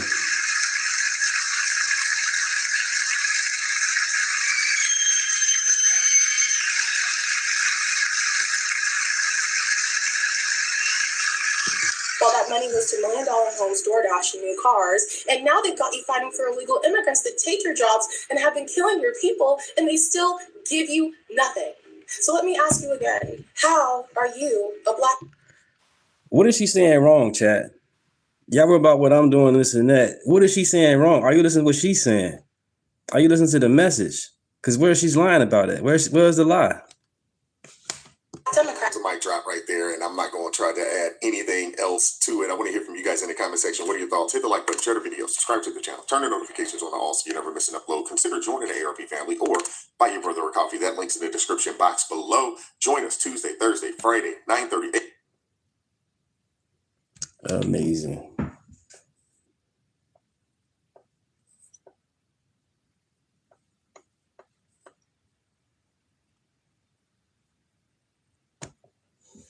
Oh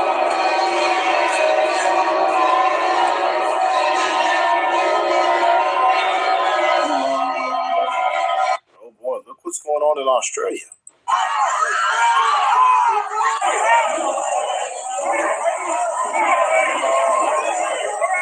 Guys, what are you doing? What are you doing? What are you doing?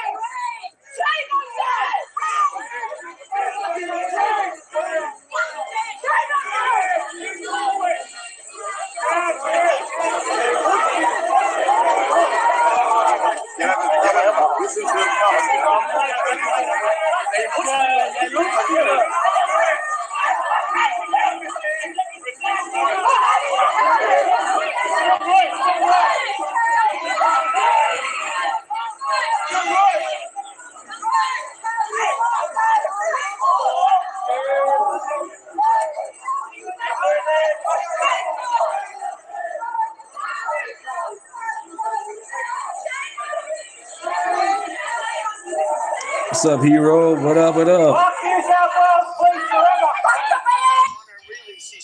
Thank you, guys.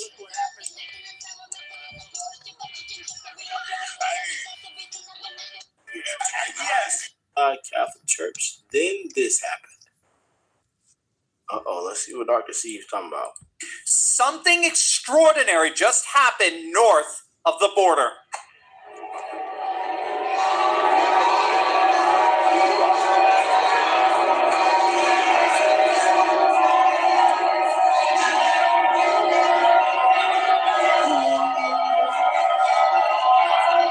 This is Montreal, Quebec, one of the great cosmopolitan cities of North America. And just days back, in response to the outrage among Quebec citizens over scenes just like this, the government of Quebec did something that almost no Western government has had the nerve to do. They looked at the sight of Muslims blocking streets and sidewalks for public prayer right in front of the Notre Dame Basilica, and they said, not here, not anymore. And what they did next sent shockwaves far beyond the borders of Quebec.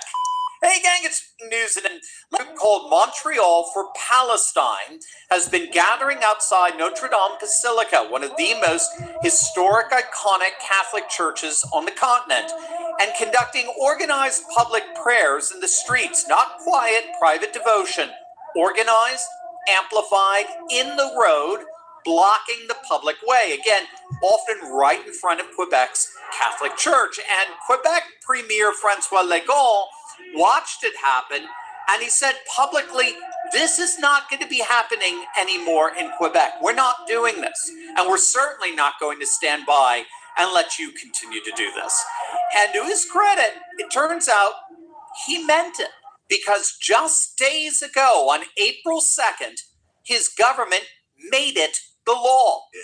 Bill 9, formerly titled An Act Respecting the Reinforcement of Laïcité in Quebec, is now the law of the land in Canada's most culturally assertive province. And here's what it does. Number one, no group prayer on any public road, park, or public space without explicit, case-by-case municipal approval by resolution. Number two, designated prayer rooms in universities, in Quebec's public community colleges, they're all now banned. Number three, daycare workers at subsidized centers are now prohibited from wearing religious symbols, particularly the hijab. Number four, full face coverings are banned for staff and students in daycares, public colleges, and universities. And number five, public hospitals cannot exclusively offer religiously prescribed meals such as halal, kosher, or otherwise. And number six, private religious schools that want public funding have 3 years to stop selecting students and staff based on religion or lose every dollar of public money. This is a comprehensive, sweeping, unapologetic defense of what is known as laïcité, the secular public square. Now, what is so fascinating here is that across the Atlantic in France itself, Marine Le Pen has an entire apologetic on how the unique form of French secularism known as laïcité is actually dependent on Christianity and Christian civilization.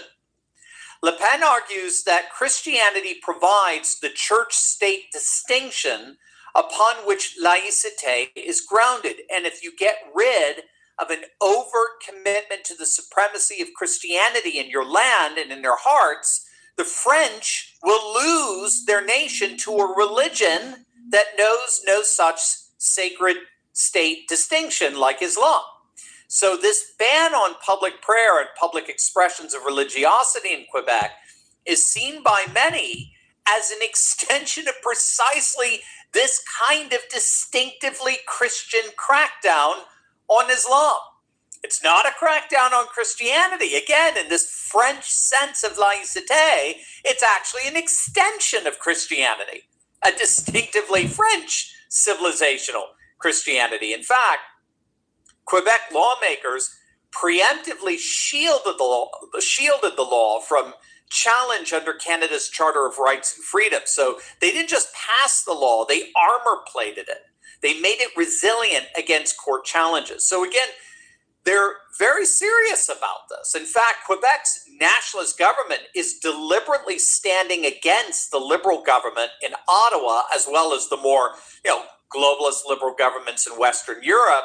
And they're pushing back against the liberal norms that allowed for Islamic law to operate in what we might call parallel societies within Western society. So for decades, we've been told that any concerns about parallel Islamic societies inside the West, it was just Islamophobia, it's racist, bigoted xenophobia, and the like.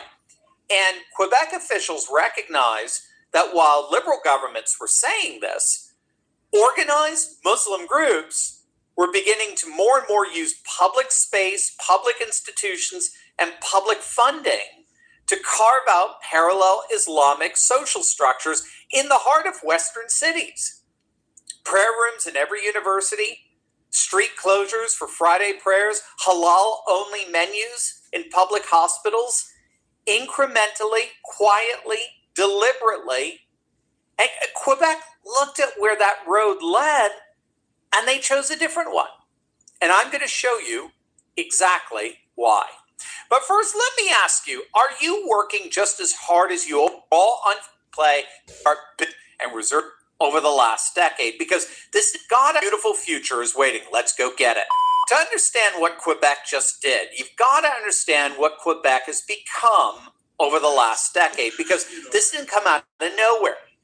In 2018, Quebec voters shattered a 50-year, get that, 50-year political duopoly and handed a sweeping majority to a brand new right-of-center party known as the Coalition Avenir Quebec, or the CAQ, led by Premier François Legault. Now, the old establishment parties, so it's the Federalist Liberals and the separatist Parti Québécois, had both dominated Quebec politics. I mean, decades, generations.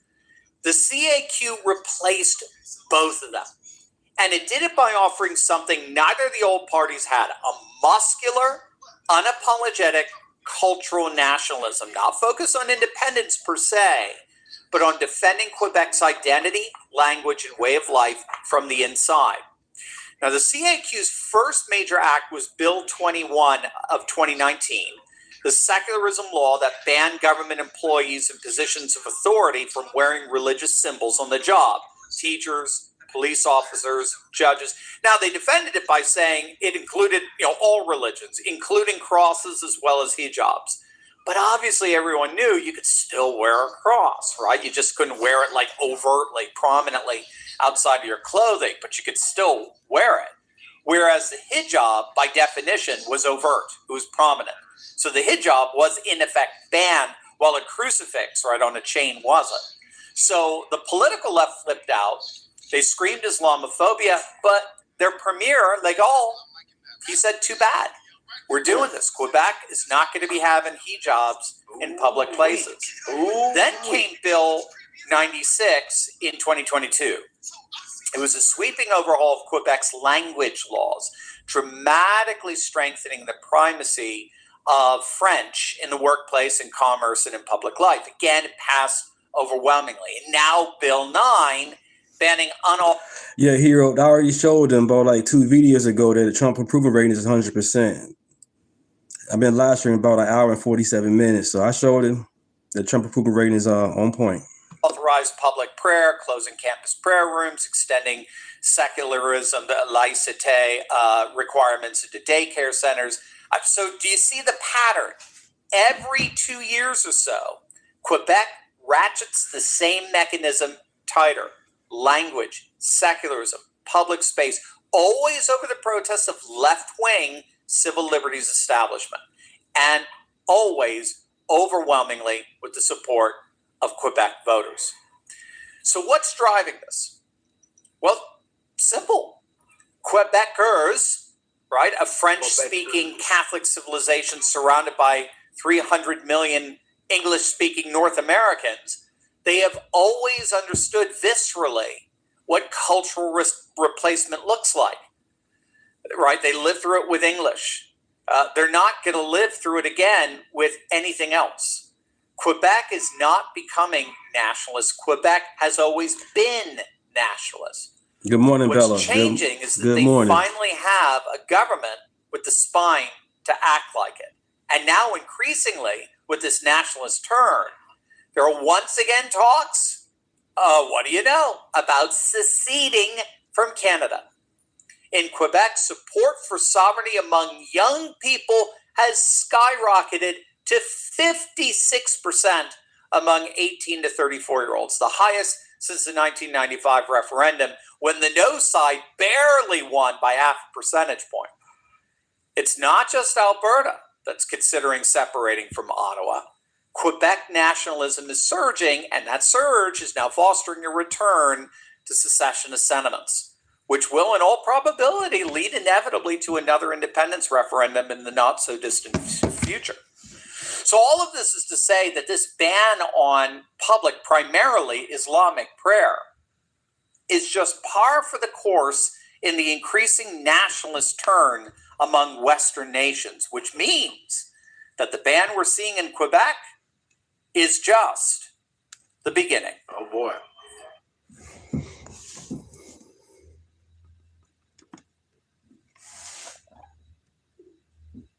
Should illegal aliens be allowed to have their voices heard in American elections and cast a vote? Sure. Yes. Yeah. So is voting a right? It is a right. Okay. And we should extend that right to non-citizens? Yes. Why do you think if they're undocumented, they're not citizens, they should have the right to vote? I feel like people are people and they deserve to have a say no matter what. I'm the daughter of an illegal immigrant and a woman who is legal here. Immigrants. So you mean to tell me you an American should go to China and vote in China's election? Get the fuck out of here. These people are retarded, man. There's no way we can go to other countries and vote. That's not gonna happen. And y'all know that. We know that. But yet these people, oh, wow. To build this country, as well as illegal aliens, and they do a lot for this country. If I went to Guatemala, do you think I should be able to vote in their elections and determine their laws and their politicians? I feel like it's a different scenario. We're here at the Lakeland Farmers Market. Candace Owens, Tucker Carlson, Alex Jones don't speak for me, and they shouldn't speak for nobody else either. Yeah, they was MAGA and they flipped. Let them do it. JD didn't like Trump, but now JD Vance is the vice president. So people gonna flip-flop all day. The loyalty is very thin, I see, and the TDS is very strong. Once again, in my Support Your Local ICE Rates t-shirt that you can get at lhmerch.com. You help support my work and you get a super cool t-shirt, win-win. We're asking people today, specifically liberals, if they think illegal aliens You're right. should Facts be over allowed to feelings, vote in our 100%. elections. Just stay tuned, stay with me, roll the clip. So My husband's a fan of yours. Yes. Is this him? No, that's my brother. No. Oh, brother, are you a fan too? No? Are you a fan of Donald Trump then? No. No? No. We're asking people today if they think there's any circumstance in which someone who is illegal or undocumented should be able to vote. I believe so, if they're here in the United States themselves. I believe everyone should have that right regardless. Even if they're not citizens? Correct. Okay. Why do you believe that? It is a right. It's something that was given to the people within our Constitution, so why? What people, though? The Americans, but like if they're coming to the country, so I don't really. But if they're here illegally, they're not Americans, right? Correct. Okay. But they should be able to vote. Yeah, because regardless, they're still making up this country. They're still working. They are giving back to the community, whether it's legally or illegally. It's just something that should be at least considered or looked at. Should illegal aliens be allowed to have their voices heard in American elections and cast a vote? I'm really not sure about that. Okay, pass. We'll come back. Sure. Yes. Yeah. Yes. Why so? Well, I think illegal aliens, you're talking about immigrants, right? Illegal aliens. Well, yeah, illegal aliens. Well, immigrants built this country. If a felon can't vote in America, how in the hell somebody across the border breaking the law able to vote? If a felon can't vote in America, how somebody across the water come here and vote? Come on, y'all. Well, as illegal aliens, and they do a lot for this country. Like they pay a lot in taxes. They're a big member in society, stuff like that. They do not pay a lot in tax. They're on Section 8, SNAP, and all that. They're not helping the economy. They draining the economy. It's a big difference. So I feel like they should be able to have their voices heard on certain topics. Okay. What do you say? Should undocumented immigrants have a voice in our elections here in America? Yeah, of course. Yeah? Yeah. So why do you think... Then you have to take a constitution. We had to take a constitution test in 8th grade to pass 8th grade. You got to take a constitution test to pass 8th grade. See me tell me these illegals come to America and vote? Man. I think if they're undocumented, they're not citizens, What they the should have heck the right happened? to vote. I feel like people are people and they deserve to have a say no matter what. Okay. Yeah. If I went to Guatemala, Yeah. do you think I should be able to vote in their elections and determine their laws and their politicians? Yeah, if you live there. But I'm not a citizen. You went to there. school for politics? That's what's up. I feel like it's a different scenario with like here in America. I feel like there's a lot of more stuff that needs to be governed, a lot more thought that should be put into it that others don't think about because it was founded by people who weren't here first. So I think like the people who were here first should have a say too. I don't think someone from Guatemala was here first and should be able to vote in our elections. I think indigenous people, like I think all the people who are immigrants and undocumented, they have it in their blood, so they should be able to vote. How does someone from Brazil or Spain or, Australia, how do they have it in their blood that they are automatically citizens and can vote in our elections? I don't know. I feel like the past. Okay. Thank you, But thank you. Americans shouldn't go over to their countries and do it to them. For real, chat. Nobody from, like she said, how you can come from another country and vote in America? It makes no sense. You came the wrong way.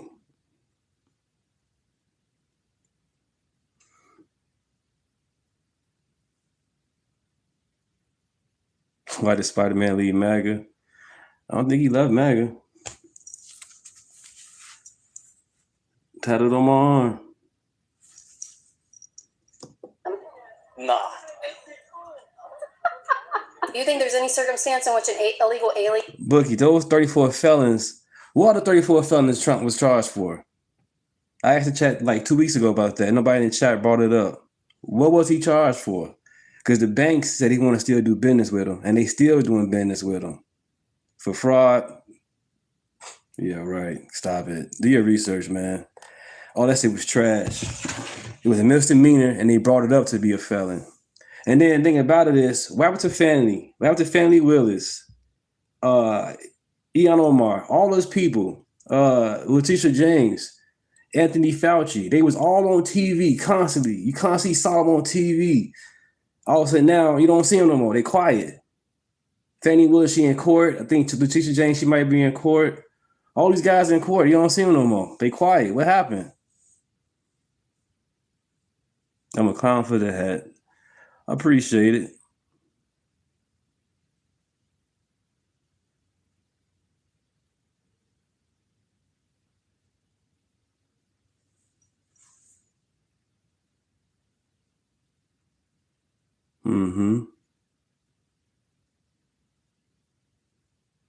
Y'all keep on saying, okay, so y'all keep on mentioning about the Epstein files, but yet this man went to court. He couldn't even see his he couldn't even see his son go to graduation, could he? The judge tried to stop him from seeing his son graduate. I mean, you guys about Trump as a king. You tried to bankrupt him, shot at the man 3 times.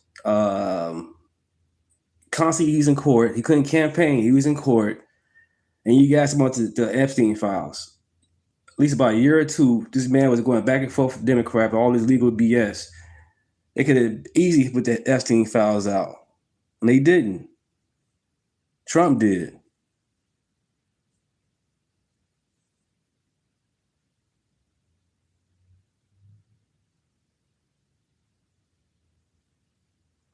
I love everybody. Matthew chapter 5, verse 44. Love your enemies. I love everybody.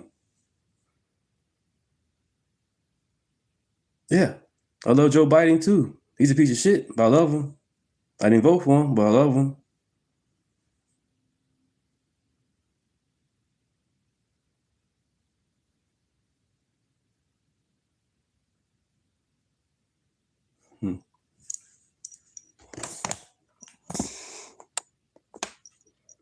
Alien should be able to vote? Well, I guess if they're here for the right reason and doing the right thing here, that would be okay. Okay. And what would be your litmus test to figure out if an illegal alien was here for the right reasons to give them that ability to vote? Well, then When Whitey merch is weird. Wow, everybody had Obama merch on. not getting in trouble and getting arrested and doing bad things. Okay. How do we not know if they were doing bad things in the country they came from? Ain't you white yourself? I don't know. Yes. But they should be able to potentially vote in our elections. Everybody should have a chance to be an American. Okay. But should they be able to vote before they're an American? Not sure. I'm so What? excited. Okay. All right. Well, No. This is Caitlin Bennett. Oh, hi, Caitlin. yes, hi. You can go to patreon.com/Caitlin Bennett to support my work. You're giving me a double chin. Raise your camera up a little bit, all right? Even $5 a month helps support my security fund. As you saw, there were tons of people who were mad about me being here today. So, yeah. Anyway, well, you should stay. You should stick around. 'Cause Thank you, I guys. talked Thank to you, I thank let you get a fun you. video. You should stick around. Yeah, I don't really like to, I don't know. I don't really want to talk. It's okay. You Sorry. can talk. Ask me whatever. Okay, Yeah. thank you for Hit me that. with it. Hit me with it. Hit me with Okay, all right. We're asking people today if they think undocumented immigrants deserve to have their voices heard and cast a vote in their communities and elections here in America. Well, that's a tricky question. I mean, as a human, yeah, I think everyone, just because you're in a country that you weren't born in doesn't mean that you should automatically, like, just shut the hell up. Am I allowed to curse? By the way, look at her shirt. Was it support your local ICE? What does it say? ICE raid. Yes, you can get this at lhmerch.com. I think everyone deserves a voice. Okay, even if they're illegal aliens in our country. Yeah. I was just asking people if they think January undocumented 6th, immigrants Officer 11 people should be free. able to have their voices heard in our elections here in America. What do you think? I think so, yes. You think so? Yeah. Okay. Why do you think that? Why do you think undocumented immigrants should be able to vote? Because it's a free country. Okay. Yeah, Okay. So is voting a right? it is a right. Okay. And we should extend that right to non-citizens. Yes. Okay. Do you think that we could go to Mexico or Guatemala and start voting in their elections and determining their country? Maybe not. Maybe what? Maybe not. Maybe not. But they can come to ours and vote in ours. When you put it that way, yeah, probably not. Okay. So what did I say the first time that made you support illegal aliens voting in American elections? Because when I think of America, I think of it as a melting pot. Right. But we are a nation of laws. Mm-hmm. And I think that voting should come with restrictions, Right. which include only citizens that live here legally should be voting. Would you agree? Yeah. That's Okay. true. All right. Well, all right, we came full circle. I changed someone's mind today. So thank you for that opportunity. It's just your opinion. Do you think they should be able to have their voices heard in that way? I think that honestly, voices of the general population and the people who are working for both blue collar and white collar jobs, which I'm a white collar job right now. I got my degree. I'm the daughter of an illegal immigrant and a woman who is legal here. Yes. And actually, you're the daughter of an illegal alien? Yeah. Okay. Okay. Now, but what's your name? Actually, I don't think you have the rights to that. I work for the government right now as well. So, yeah. Where do you work? OptiServe. Okay. I'm a government contractor. Okay. All right, and there's someone who have committed a crime that you know of in this country illegally. Actually, no, I don't know that. Last time I had word of him 4 years, when I was 4 years old. Okay. All right. Well, who knows? At this point, he could have been deported by this time, right? Well, do you think he should have been able to vote in elections here in America, being illegal? I think that the general voice should be heard. Even illegal aliens. They are part of the population. They do, and they do actually. They are part of the population. You just said that they are considered in the census. Yes. They're part of the community. They also contribute to taxes overall. That's silly, right? That's a little silly. Nah. No? Nah. All right, change my mind. Convince me that I should walk away from here and I should think illegal aliens, no matter where they're from, crossing the border illegally, committing a crime, should be allowed to vote. Convince me of that.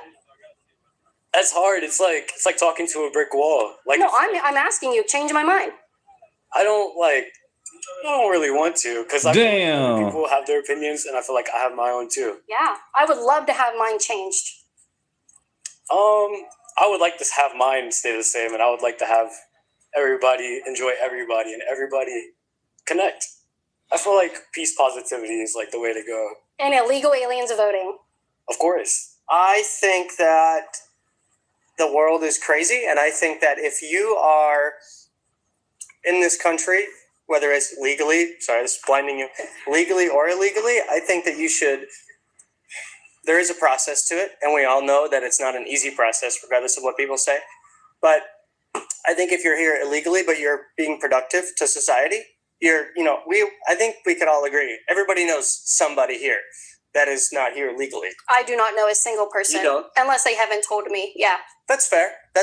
I guess we could say you could assume that there are those around. Well, if you've been to Home Depot, you probably have seen a couple of them that are here illegally. That's fair. I do think that if you're being a productive member of society, would you want to give them a fair shot? That would be my question before I answer yours. If you've been here for 10 years illegally, right?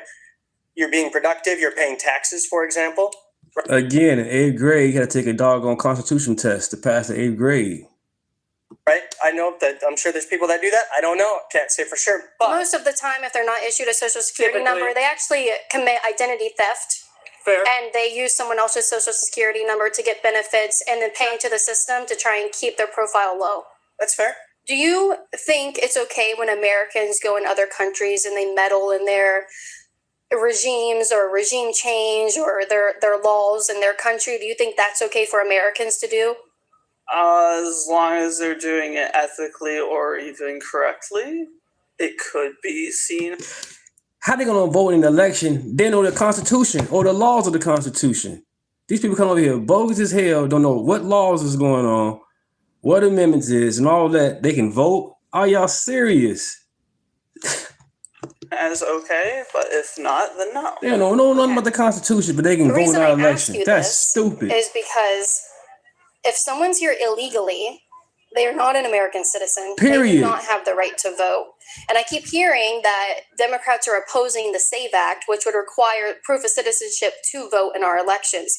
And Democrats will not support it. And so you're the first person I asked. I was actually not even expecting him to say this, I'll be honest. I'm actually very shocked that I found one that was willing to say this out loud. Where are you from? Where's your ethnicity? Where's your origin? Yeah, I originated here in America, in Ohio. Really? Yeah. What about your family, your lineage? Well, we've been here since the 1700s, if not a couple generations beforehand. We're also here in America. Yeah, we helped kind of settle. Oh, I am kind of native, yeah. Yep. Are you Native American? Yep, I'm native to America. Okay. Yeah. Okay, cool. Then I think that you can belong here, and we can all belong here, and we can have different beliefs. And I didn't say anything differently. Do you think that we should be able to go into a country that we aren't citizens of and vote in their elections? I think if you become a legal citizen and that, if I go to another country, I feel like, yeah. You do? Yeah. Okay. How is that fair? I don't know if it's necessarily fair. I think just on a human standpoint, it's like if you decide to live there, make money and pay and support the local economy, then yeah, you should be able to have some type of voice if you decide to live there. You know what I mean? But even if you broke a law. But I understand that there's a process. No, I don't think you should break the law. I think you should do everything. But illegal aliens did break the law to come over. So why should someone who broke our laws to come into our country be afforded the right to cast a vote about our communities and our elections? That's true.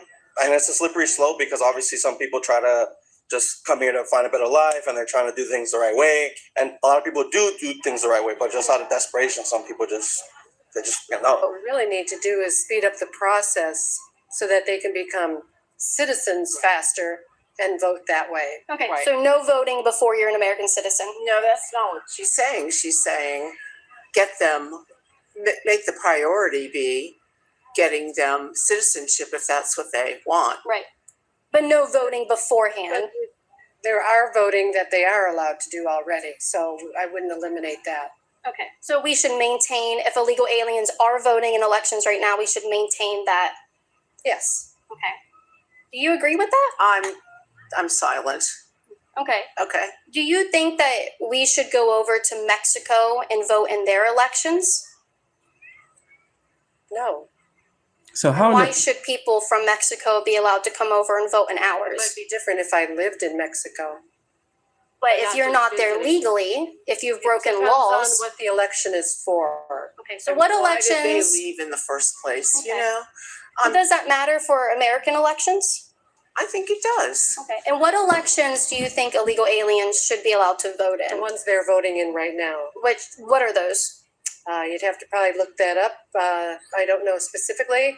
I know that they're allowed to vote in like school type, local, civic type elections. Okay. So do you think a group of illegal immigrants who have relocated here to I know Lakeland? why you're asking me this question. Yeah. And I'm just. I mean, should we let people from Guatemala or Somalia come over to Lakeland and vote in our local elections? I never said that, no. It was a question. No. Then why are you okay with them voting in elections at all? Because there are certain elections that don't affect What? our government, my Oh life, my your gosh. life, but it affects their life because their kids are in that school. Yeah. And if you're going to allow that, then they should have some say on those kinds of things. These people are brain dead for real. Let me come to your kitchen. Let me go in your kitchen and start cooking and sit on your couch and watch your TV. Just let me come on in. She'd call the cops in a heartbeat. Period. These people are retarded, man. If you're going to name call, that's a name call right there. That's retarded. There is no way you're going to let somebody that don't live here vote in our elections, federal or state. That's stupid. They're criminals. They came here illegally. Oh, come on. I'm done. And again, we got people that's felons in America and they can't vote. Felons in America can't vote, but you want somebody from another state, another country, don't know nothing about the Constitution and vote in our elections. But we got Americans here that can't even vote. Amazing. Criminals necessarily. Yes, they are. Oh, well, okay. I mean, if they came over, if they broke a law to come over, aren't they criminals? They broke the fucking law. What is a criminal? Let's define it. What is a haven't criminal? necessarily broken a law if they have applied for citizenship and they've had to wait years and years and years to get approval for it. Those are not criminals. Okay. Those are people stuck in the system. Okay. And they should be allowed to vote before they're citizens. I don't think people actually know what the definition of criminal means, actually. That's what I've gotten out of today. Do you think people who aren't citizens should be allowed to vote in our elections? That's a tough question. It's like a 50-50. It's like yes and no.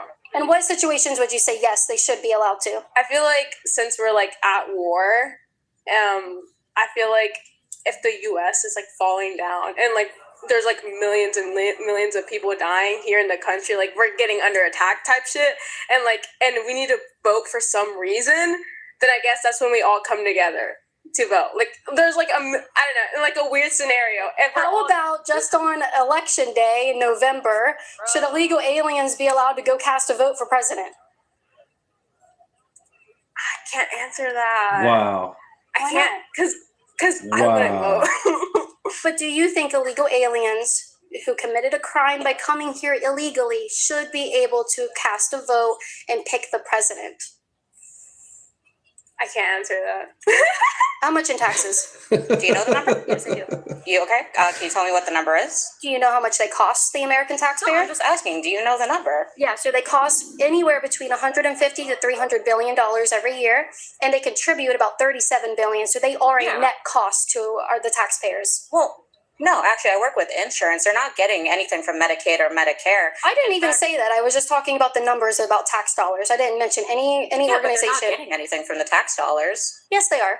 They get housing. They do get Medicare, especially in California. They do. In California, they do. Apply for EBT. Yeah, some of them do. They can obtain Social Security numbers, and they can get this. But you just said and that there's other illegal. ways. If they have Social Security numbers, and they can vote. No, that's not how it works. Then how does Damn. So illegal aliens can obtain, and non-citizens can obtain Social Security numbers, especially when they're here for work visas. They can obtain them. They're not legal citizens, but they're here on a visa. And so they're not citizens, but they do have a Social Security number to work. And when they overstay their visa, then they've now committed a crime and they're not supposed to be here. But you guys think because they're part of the community, they should be able to vote? Well, goddamn, we would definitely give Texas and Florida less representatives in the House. I'm down for that. That'd be pretty good. Yeah, That would be pretty good. that would be pretty good. Okay. Allowing them to vote? No, if we don't give them the allowance to vote, and they're not part of the consensus, that's less representatives for Florida and Texas. You think most people here in Florida are illegal aliens?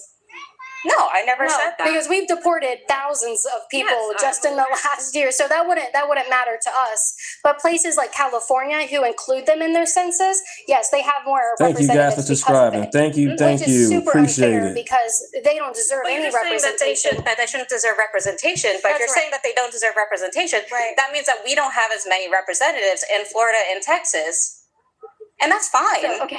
That's fine. So in states like California, they do count their illegal aliens in the census. Not every state does, but California does. So they get more representation. Thank you, Mark. Really appreciate that, man. Thank you. Appreciate that. Based on people who are not citizens of this country, who you also think deserve the ability to vote in our elections. Explain that to me, why someone who is here illegally should determine our laws, our representation. They don't determine the laws and the representation. You just said that they're counted for the consensus, which means that the people who hear, oh my goodness, I'm just using the words that you're saying to me. No, I didn't say that. You believe they deserve to have the ability to vote because they are part of the community. You said that. How is that fair if they're not citizens to have a say in our laws and in our they deserve the right to vote? I'm saying you did say that. No, I said that they should be heard because they are part of the community. Should I be allowed to go to Brazil or Guatemala? What's their address? And vote in their elections? Just go over there and vote when they have elections. I have nothing to do with that country. I'm not from there. I'm not a citizen. Should I be able to?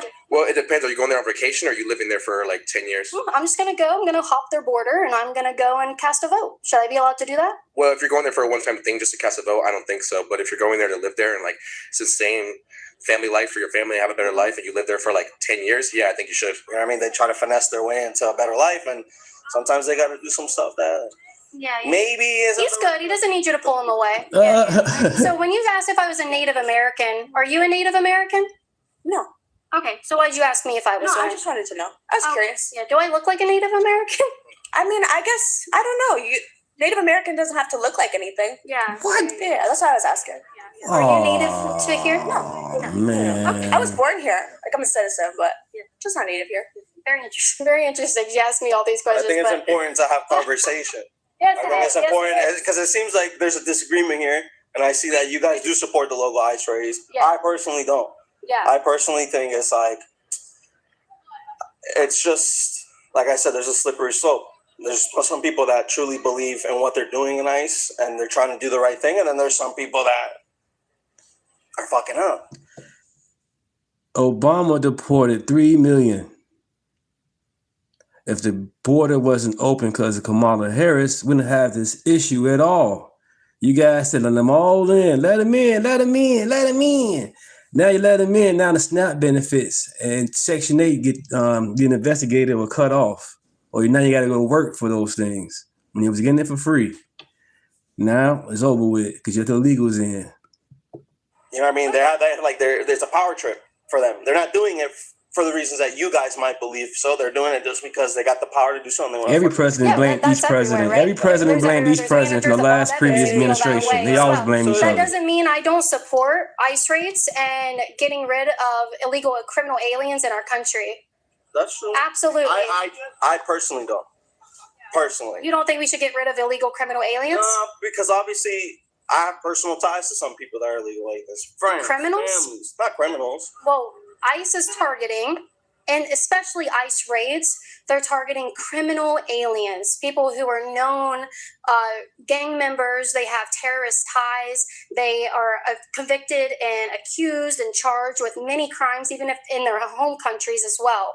So that's what ICE raids are for. ICE raids aren't going out and stopping people on the street. That's not what's going on. Subscribe. You guys have it. Support that. Appreciate it. Appreciate it. That's the purpose. That's the purpose. Yeah. I truly believe that some people believe that's the purpose. You know what I mean? And that's what it's supposed to be. Should they be allowed to vote? being heard means that they should be able to be at least be like, hey, well, maybe this would be beneficial for the community. They're not voting on something. Should they be allowed to vote? I'm not going to answer that question. Don't look for her approval. Yes or no? Should they be able What's your opinion? What's your opinion on this? No, they shouldn't be able to vote and they should be deported. Interesting. Yeah. Okay. Yeah. So do you guys disagree with me?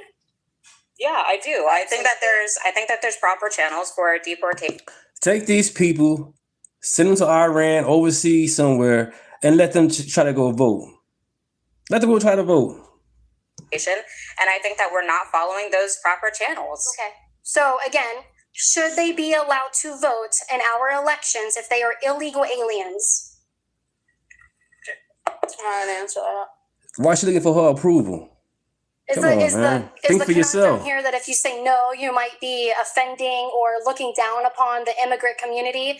But if you say yes, that is totally insane to say that illegal aliens should vote in our elections. Is that the conundrum you're having? No. No. Okay, then why won't you answer? I just don't want to argue with you anymore. I really don't. It's kind of exhausting, not gonna lie. Because we're not gonna see eye to eye. You agree with one thing, I think it's immoral. Okay. It's a different moral high ground. Is it moral for illegal aliens to vote in our elections? You're saying it's a morality issue when we're just trying to say that. No, you're saying it's a moral issue. You're laughing. Damn. You're saying to me. Is it moral? Is College it okay has messed these people's brains up. College has messed them up. for someone who has broken the law to come into our country to vote in our elections? Can you tell me how it's breaking the law? Yeah, it's a misdemeanor. It's a federal crime. For what? Did you know that? Coming into the country illegally is a misdemeanor. It's a federal crime. Okay, and if they're going to the proper channels to gain legal status? Well, then that's not a crime, is it? You can come over here and claim asylum and refuge, but most of those cases get dismissed and thrown out and they get deported. Yeah, Do they deserve to write the vote? Yes, we're winning, They baby. are citizens. But they're not voting. They're just counted in the consensus. What's your opinion? I didn't get yours. I can agree with him. Okay, so illegal aliens Oh should be my allowed to God. These Kool-Aid colored haired people, boy, you already know what to expect. It's like seeing a bright colored frog in the forest. You already know that frog is poison. And seeing his hair colors, boy, they poison it in mind. After I said him on sign. Yeah. And I feel like it should be easier for them to get immigration status or citizenship, especially since it takes so long to get a citizenship for here. And say you come here for a day and you try to vote. I don't think that should be, Okay. Yeah. So should we have any voter ID laws at all, or everyone should just be able to go up to a ballot box and cast a vote? No ID, nothing, no laws pertaining to this. Everyone, it's just a free for all. No, I think there should be laws. One thing we. And the whole point of the voting is to vote for your interest, vote what you like. And you know what I'm saying? And these people they don't get it. Stop voting blue no matter who. And do y'all research on who y'all voting for. And these people ain't even doing that. That's crazy, man. No research. We could do is see how long you've been in the country based on where you've lived, how long you've had a job, what you have in your life, and saying just basically showing how long you've been in the country and how long you've lived there. I think that's a good way to determine who should vote. Why do you think it's okay if someone who just crosses the border illegally broke our laws, committed a misdemeanor, a federal crime to come over here should be allowed to determine our elections?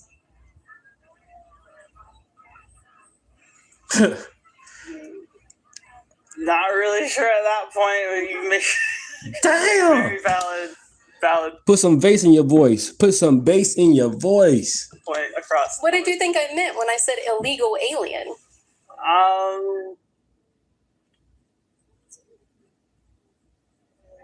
What I really thought it was probably someone who was either born here from someone who was illegal. No. No. No, that's not what I said. That's not what I meant. But you probably support it anyway, right? I'm not in politics. I don't really care for it. I don't even vote, even though I am an American. So you don't vote, but you think Jose from Mexico should come on over and vote, take your place in your voting.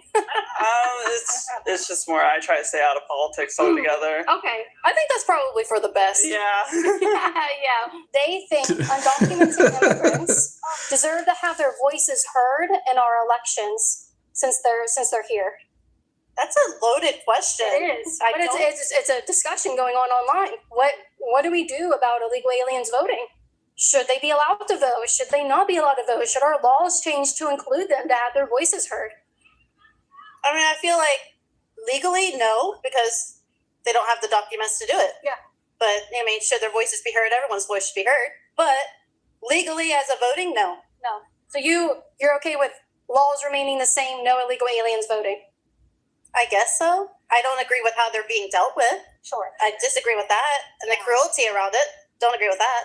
But, I mean, I get it. Yeah. So you don't support your local ICE raid then? No. Ah, darn. So you're not going to get one of these shirts at lhmerch.com? No. What if there was like a discount code or something? No. Like a 10% off discount code, raid up on the screen right now. Use that for 10% off. Love that on Some America First, you're what? I'm saying you're eating my Oh, blueberry muffin. I was like, what are you eating? My blueberry muffin. Well, it looks delicious. Would you like a bite? So, no, I'm good. But thank you. Appreciate that. You're very kind and generous. Should illegal aliens be allowed to vote in American elections? Yes or no? I'm not going to answer that. Okay, got it. Damn. The answer is no, but then you would have to go against the immigrant community. The answer is not no, and the answer is not yes. Okay. I think we're too focused on black and white answers. Yeah, that's a no. Should illegal aliens be allowed to vote in our elections? No. Easy. Thank you. Can I take a picture with you? Yes, everybody's gonna get a picture. Yeah. All right. Stop having that time. Appreciate you guys. Thank you. Thank you for your time. Thank you for your time. Yeah. Oh my goodness. Is she your bodyguard? Hi, ladies. Looking very fashionable today. I wish I could dress like this every day.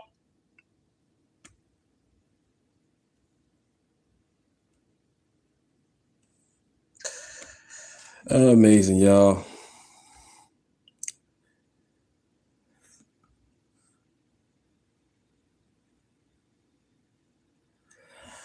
I'm gonna go ahead and call it quits, you guys. Oh, you guys want to see another video? I'll play another video. If not, I'm gonna go ahead and call it quits until tomorrow.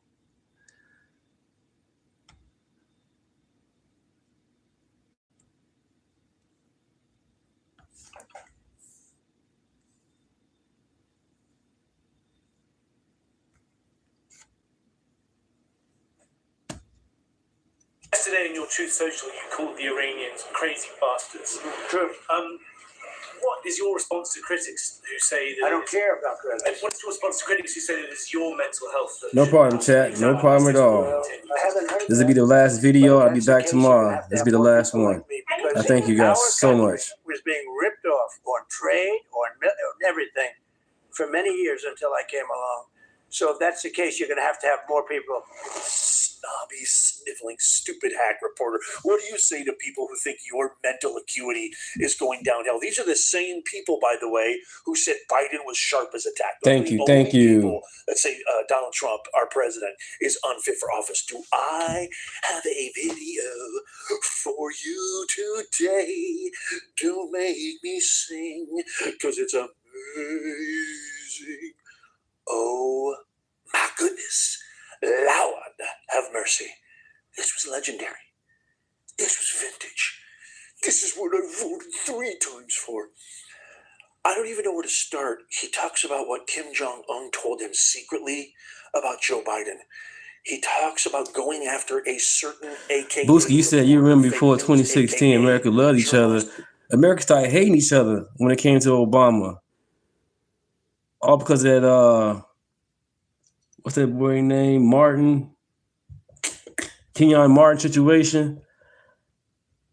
And not just Kenyon situation, I think with the officers too. Something happened around Obama's BS, and Obama caused a division with the cops, the people, and all that. Obama caused a division. Divider in chief. Yeah, Trayvon Martin. And they said George Zimmerman was a white man. Kind of find out he's not. So it's just a lot of propaganda, a lot of BS, man. It started with Obama, not because of Trump. It started with Obama. To leaked information. He tells kids at an Easter egg roll probably the best entrepreneurial advice I've ever heard in my life. I don't even know where to start. All I have to say to you is buckle up. Just grab your favorite snack, your favorite beverage, because your boy Nez is going to take care of everything.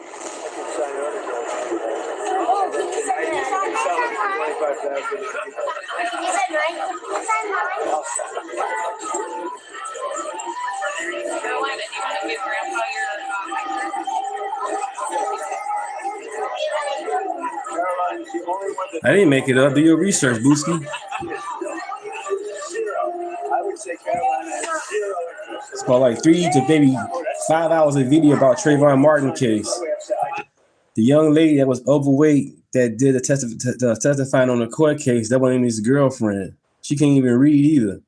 They put that girl up there and knowing that wasn't his girlfriend. She probably friends with Trayvon, but that wasn't his girlfriend that she claimed to be. His girlfriend is much younger and slimmer. Look, I do it. Look what I did, everybody. The whole trial was bogus.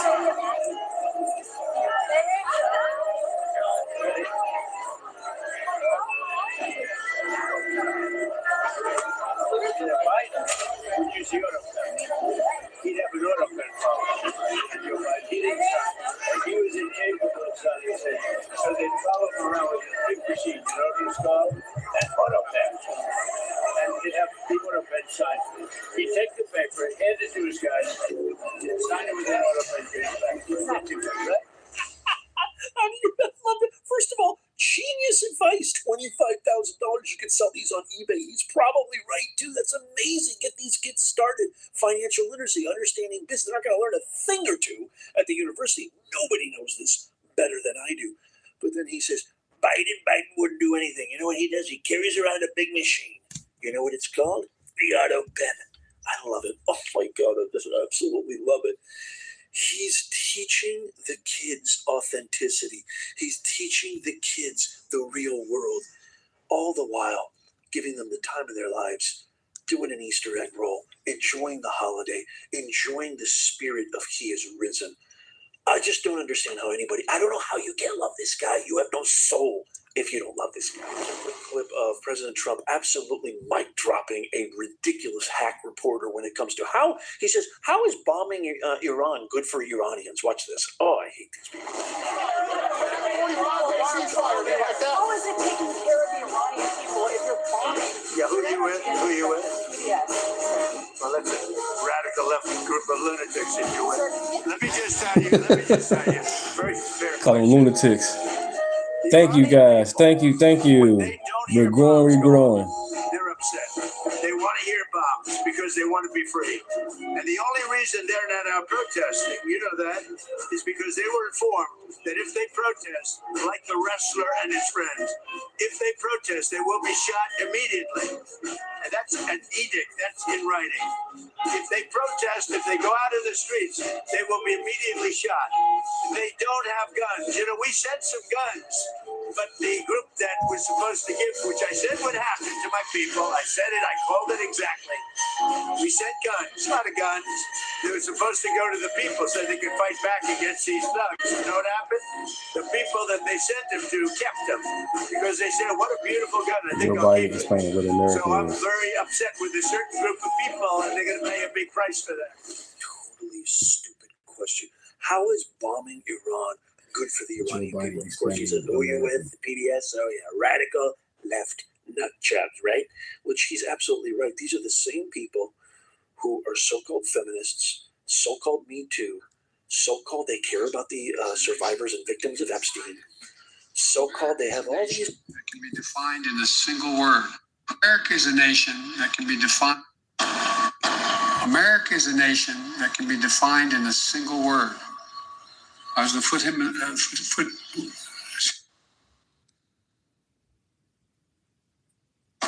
America is a nation that can be defined in a single word. I was going to put him democratic ideals of helping the small man or what have you, and yet when it came to this Islamic regime massacring tens and thousands of innocent Iranian people, what did you hear? Crickets. America is a nation that can be defined in a single word. As the the foothills of the Himalayas with Xi Jinping. America is a nation. Impression, I apologize. Okay, next clip. This is genius. Oh, amazing. Here's Trump talking. Sharp as a tack, baby. Deadline, 12 a.m. tomorrow night. He said 48 hours over Easter weekend. The guy was literally working like every day on Easter weekend. And check out this huge announcement right here in the press conference. We have a plan because of the power of our military, where every bridge in Iran will be decimated by 12 o'clock tomorrow night. What happened to Project 2025? Y'all was talking about that BS all last year. What happened to that?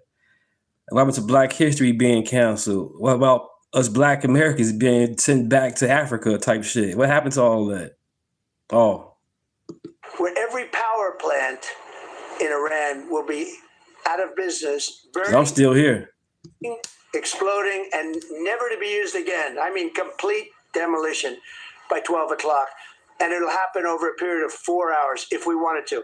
We don't want that to happen. We may even get involved with helping them rebuild their nation. And you know what? Yes. If that's the case, the last thing we want to do is start with power plants, which are among the most expensive thing, and bridges. You saw the bridge went. We were very close to a deal.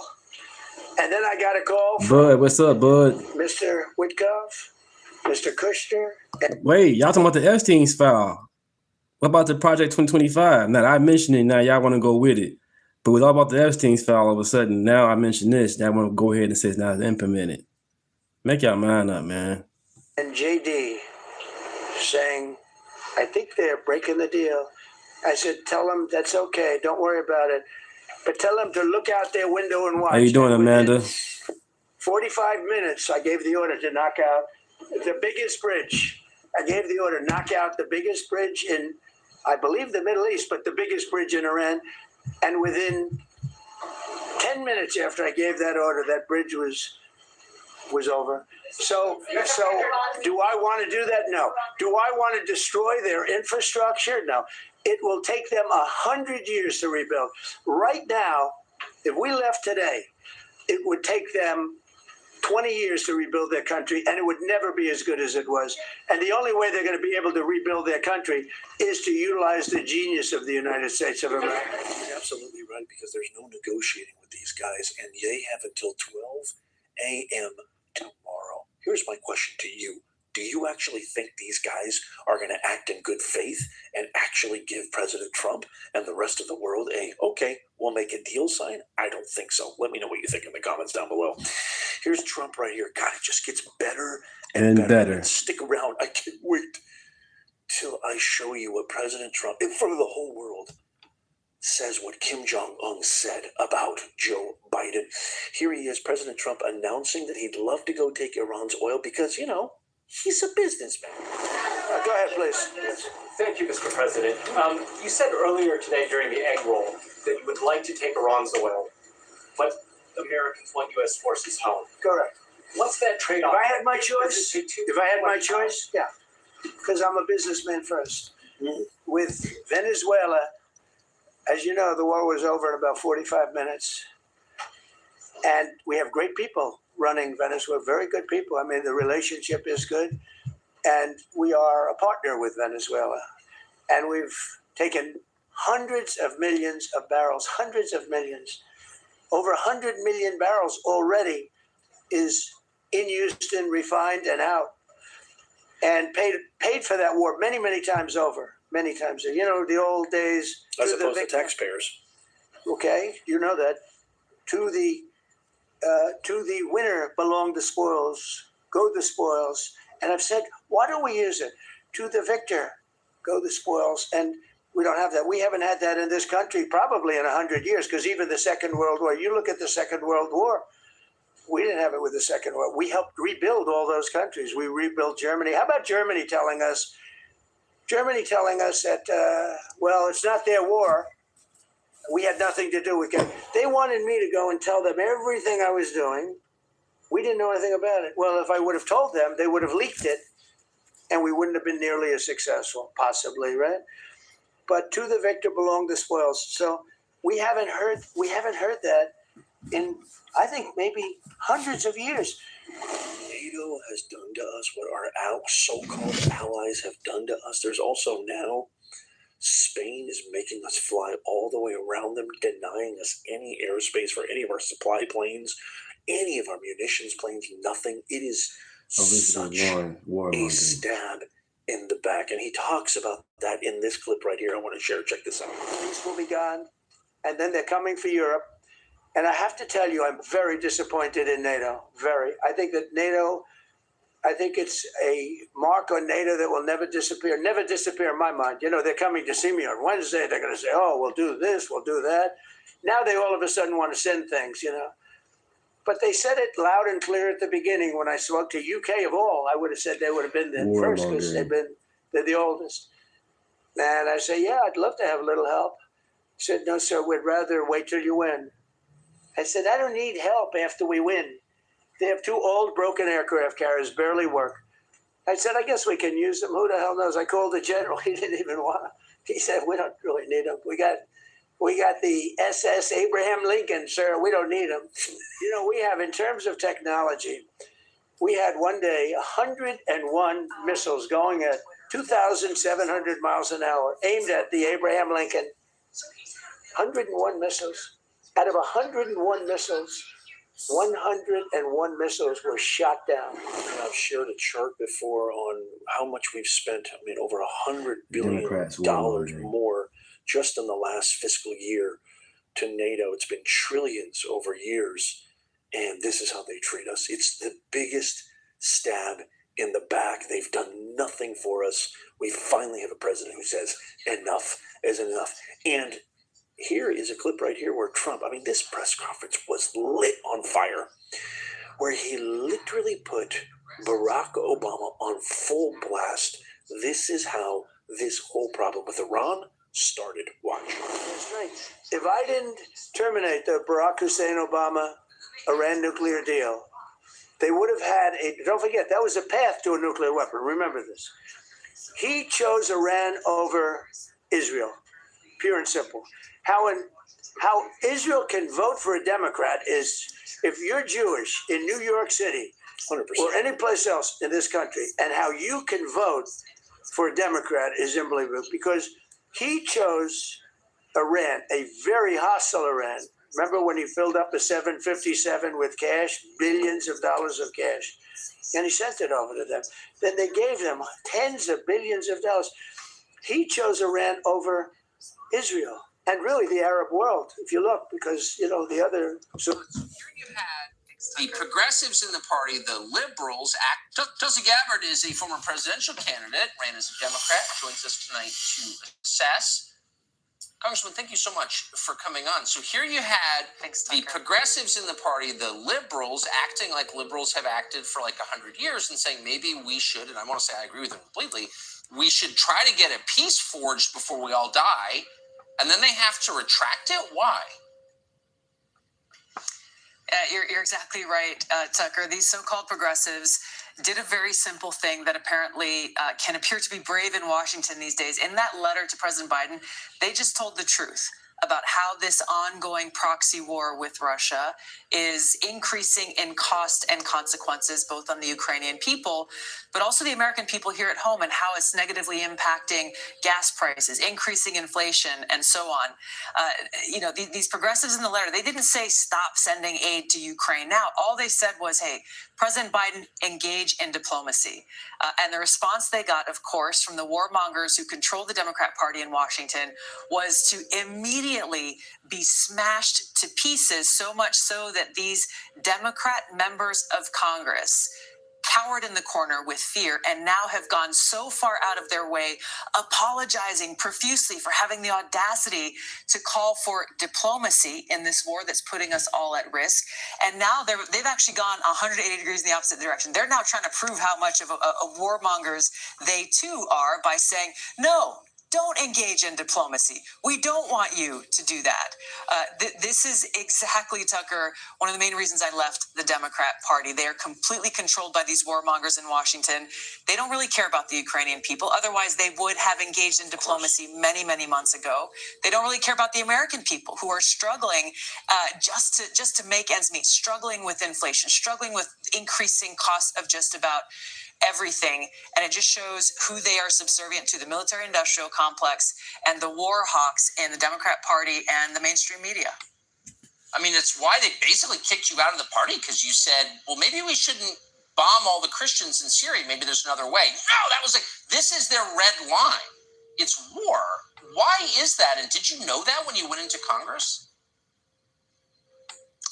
No, the Democrats that I saw, the Democrats leaders that I saw were people who took a stand for peace, who people like my former boss, Senator Akaka from Hawaii. He had served during World War II. He understood the cost of war. To see how so completely, where even these so-called progressives, they claimed in the past at least to be the champions for peace, to be people who understood that in order to be prosperous and free, we must be at peace. Now, that's still true. We still cannot achieve prosperity and freedom unless we have peace. But now everyone in the Democrat Party and the leadership in Washington is walking in lockstep as war hawks, no one daring to even step outside the line and say, hey, diplomacy, let's exercise diplomacy. What cowards they are. Tulsi Gabbard, I appreciate your coming on, as always. Hey, Sean Hannity here. Hey, click Qatar, here. UAE. I mean, you take a look. I mean, I can add Kuwait and I can add Bahrain. And you could add others. He chose such an unlikely candidate.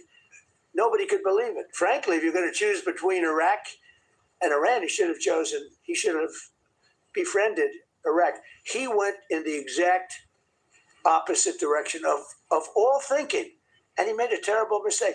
But that was a road to a nuclear weapon. And when I terminated that, everyone said, oh, he terminated it. It was one of the best things we ever did because he had a road to a nuclear weapon. And it was a very short-term deal. Thank you. Countries don't do 10-year deals. Countries do hundreds of years. You don't do a 10-year deal. For a country, this isn't, you're a landlord, you're renting a store on a certain street, and you give somebody a 5-year or 10-year lease. This is a country. It was a short-term deal. It was ready to expire. I terminated it before it expired. Took a lot of heat. And it was one of the best things I ever did because he would have had a nuclear weapon. Then he would have had another nuclear weapon. He's 100% right on that because not only was this the worst foreign policy president, maybe the biggest divider in chief, maybe the worst president of all time besides vegetable and chief tombstone Biden, but you also have an opportunity in 2008, 2009 during the Arab Spring to take care of Iran. There was a green revolution. The people wanted it. The people have wanted it for decades. For 50 years, they've wanted it. And what did Obama do? He did nothing. There was an ample opportunity. We could have avoided so much bloodshed, so much chaos, so much terrorist attacks that were fomented, spawned, nurtured by this Islamic regime. Obama is absolutely the worst of all. I mean, we finally have a president, who thinks about us first, who actually cares about America, not looking intellectual and sounding good, but actually cares and is real and authentic. And I can't think of a better clip to segue than him pummeling fake news and then him talking about what Kim Jong-un, wait till you hear this, tells him about Joe Biden. Question. Deliberate attacks on civilian infrastructure violate the Geneva Conventions and international law. Who you with? I'm with the New York Times. Zolan from the New York Times. Are you failing? Are you concerned? Circulation way down at the New York Times. Are What's you going concerned on? that your threat to bomb power plants and bridges amount to No, a not at crime? all. No. I hope I don't have to do it. But again, I just said 47 years they've been negotiating with these people. They're great negotiators. Why would that And because they're not going to have a nuclear weapon. And if somebody that takes my place someday is weak and ineffective, which possibly that will happen because we had numerous presidents that were weak, ineffective, and He just said somebody gonna take his place someday. So he's not a king. He's been voted for. He already know he can't stay president. afraid of Iran. We're never going to let Iran have a nuclear weapon. And if you think it's okay for people that are sick of mind, that are tough, smart, and sick, really sick, from a policy standpoint, from a any which way you want to say, mentally, these are disturbed people. They're quiet. You no longer have credibility in the New York Times. Because the New York Times said, oh, Trump won't win the election, and I won in a landslide. I won every swing state. New York Times said, oh, Trump won't win the election. New York Times has no credibility. The credibility they have is it used to be all the news that's fit to print. The old gray lady, it was great, but they're running on past fumes, and you can't keep doing that. You have to be able to give the correct news. Yep. And people like I'm you, black. who I know, I'm an American. are fake. I live in Rockford. How you guys doing? Name is Deunta. Absolutely disrespectful and crass some of these reporters are in the White House brief room. They interrupt him. They really give him like vile treatment, even inside the briefing room, right in front of him. Some of them.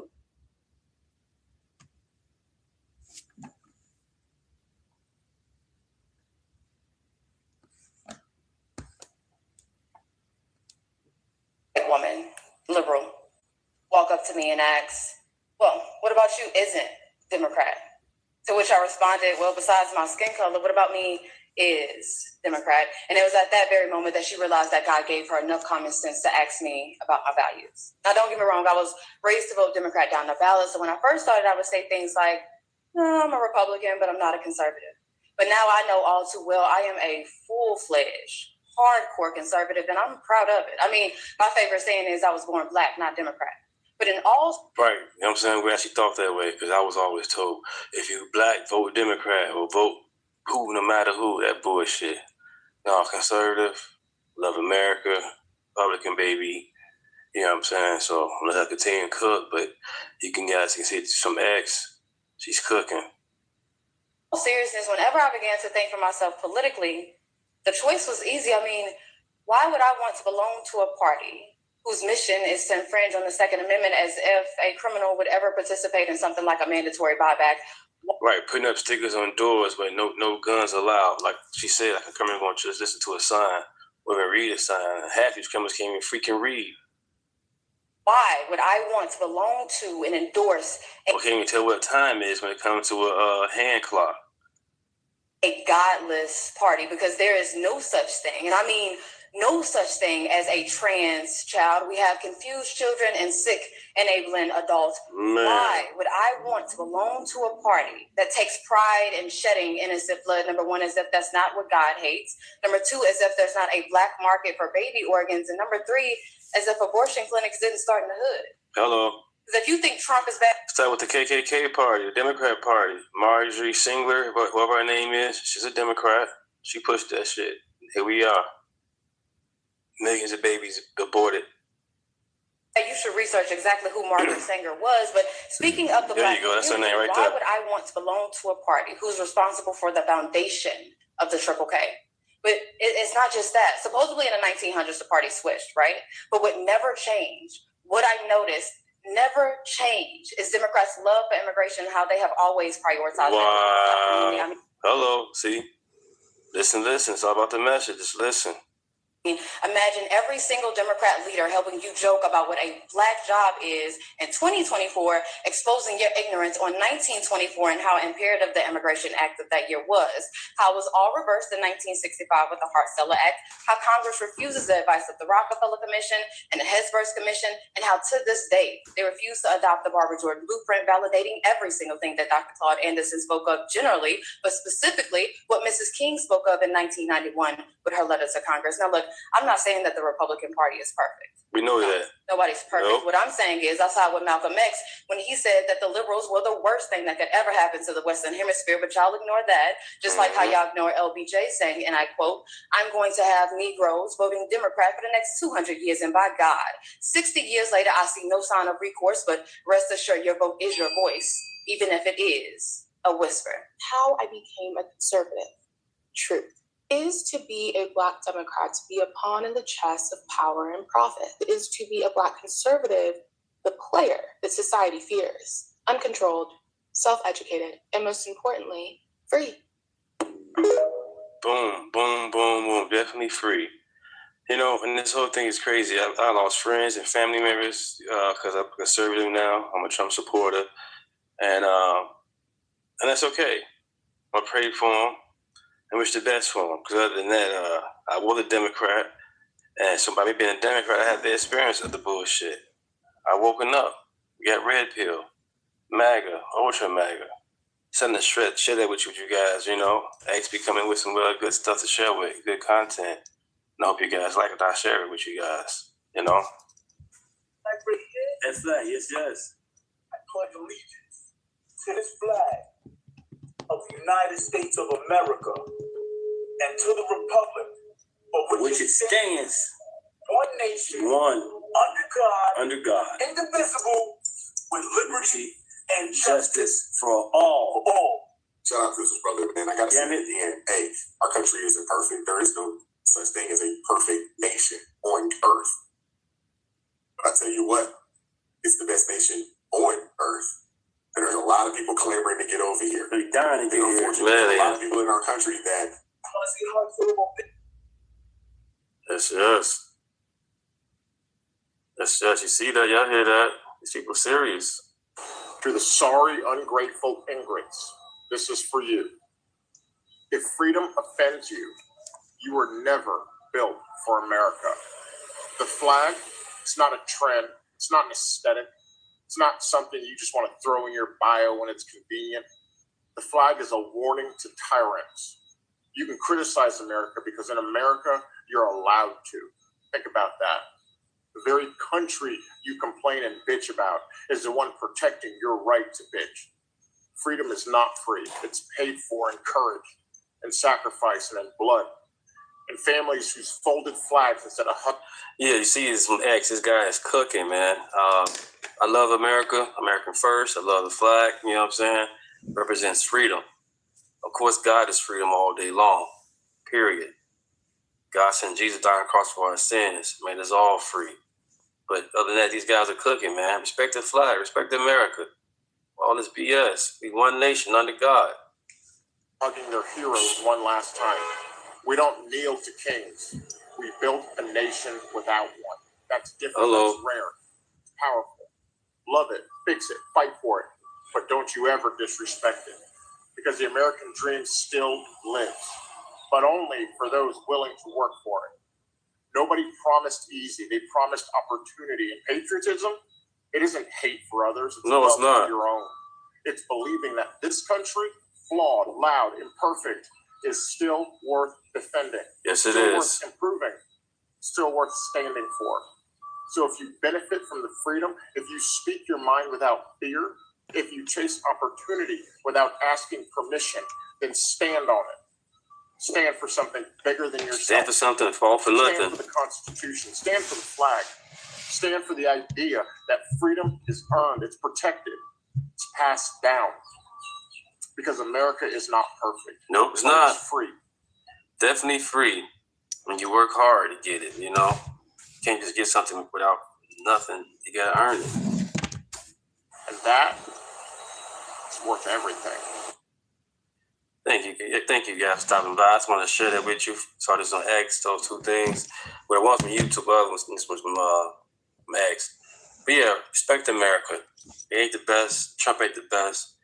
But 75 million people voted for him. And half the world, if not the world, likes him. But the Democrats and the libs don't. It's cool. Just pray for him. Pray for him. Pray for our world leaders. Pray for everybody. Love your enemies. Pray for each other. Not hate each other. Like and subscribe. Name is Deunta. Thank you. There you have it, you guys. I do YouTube shorts.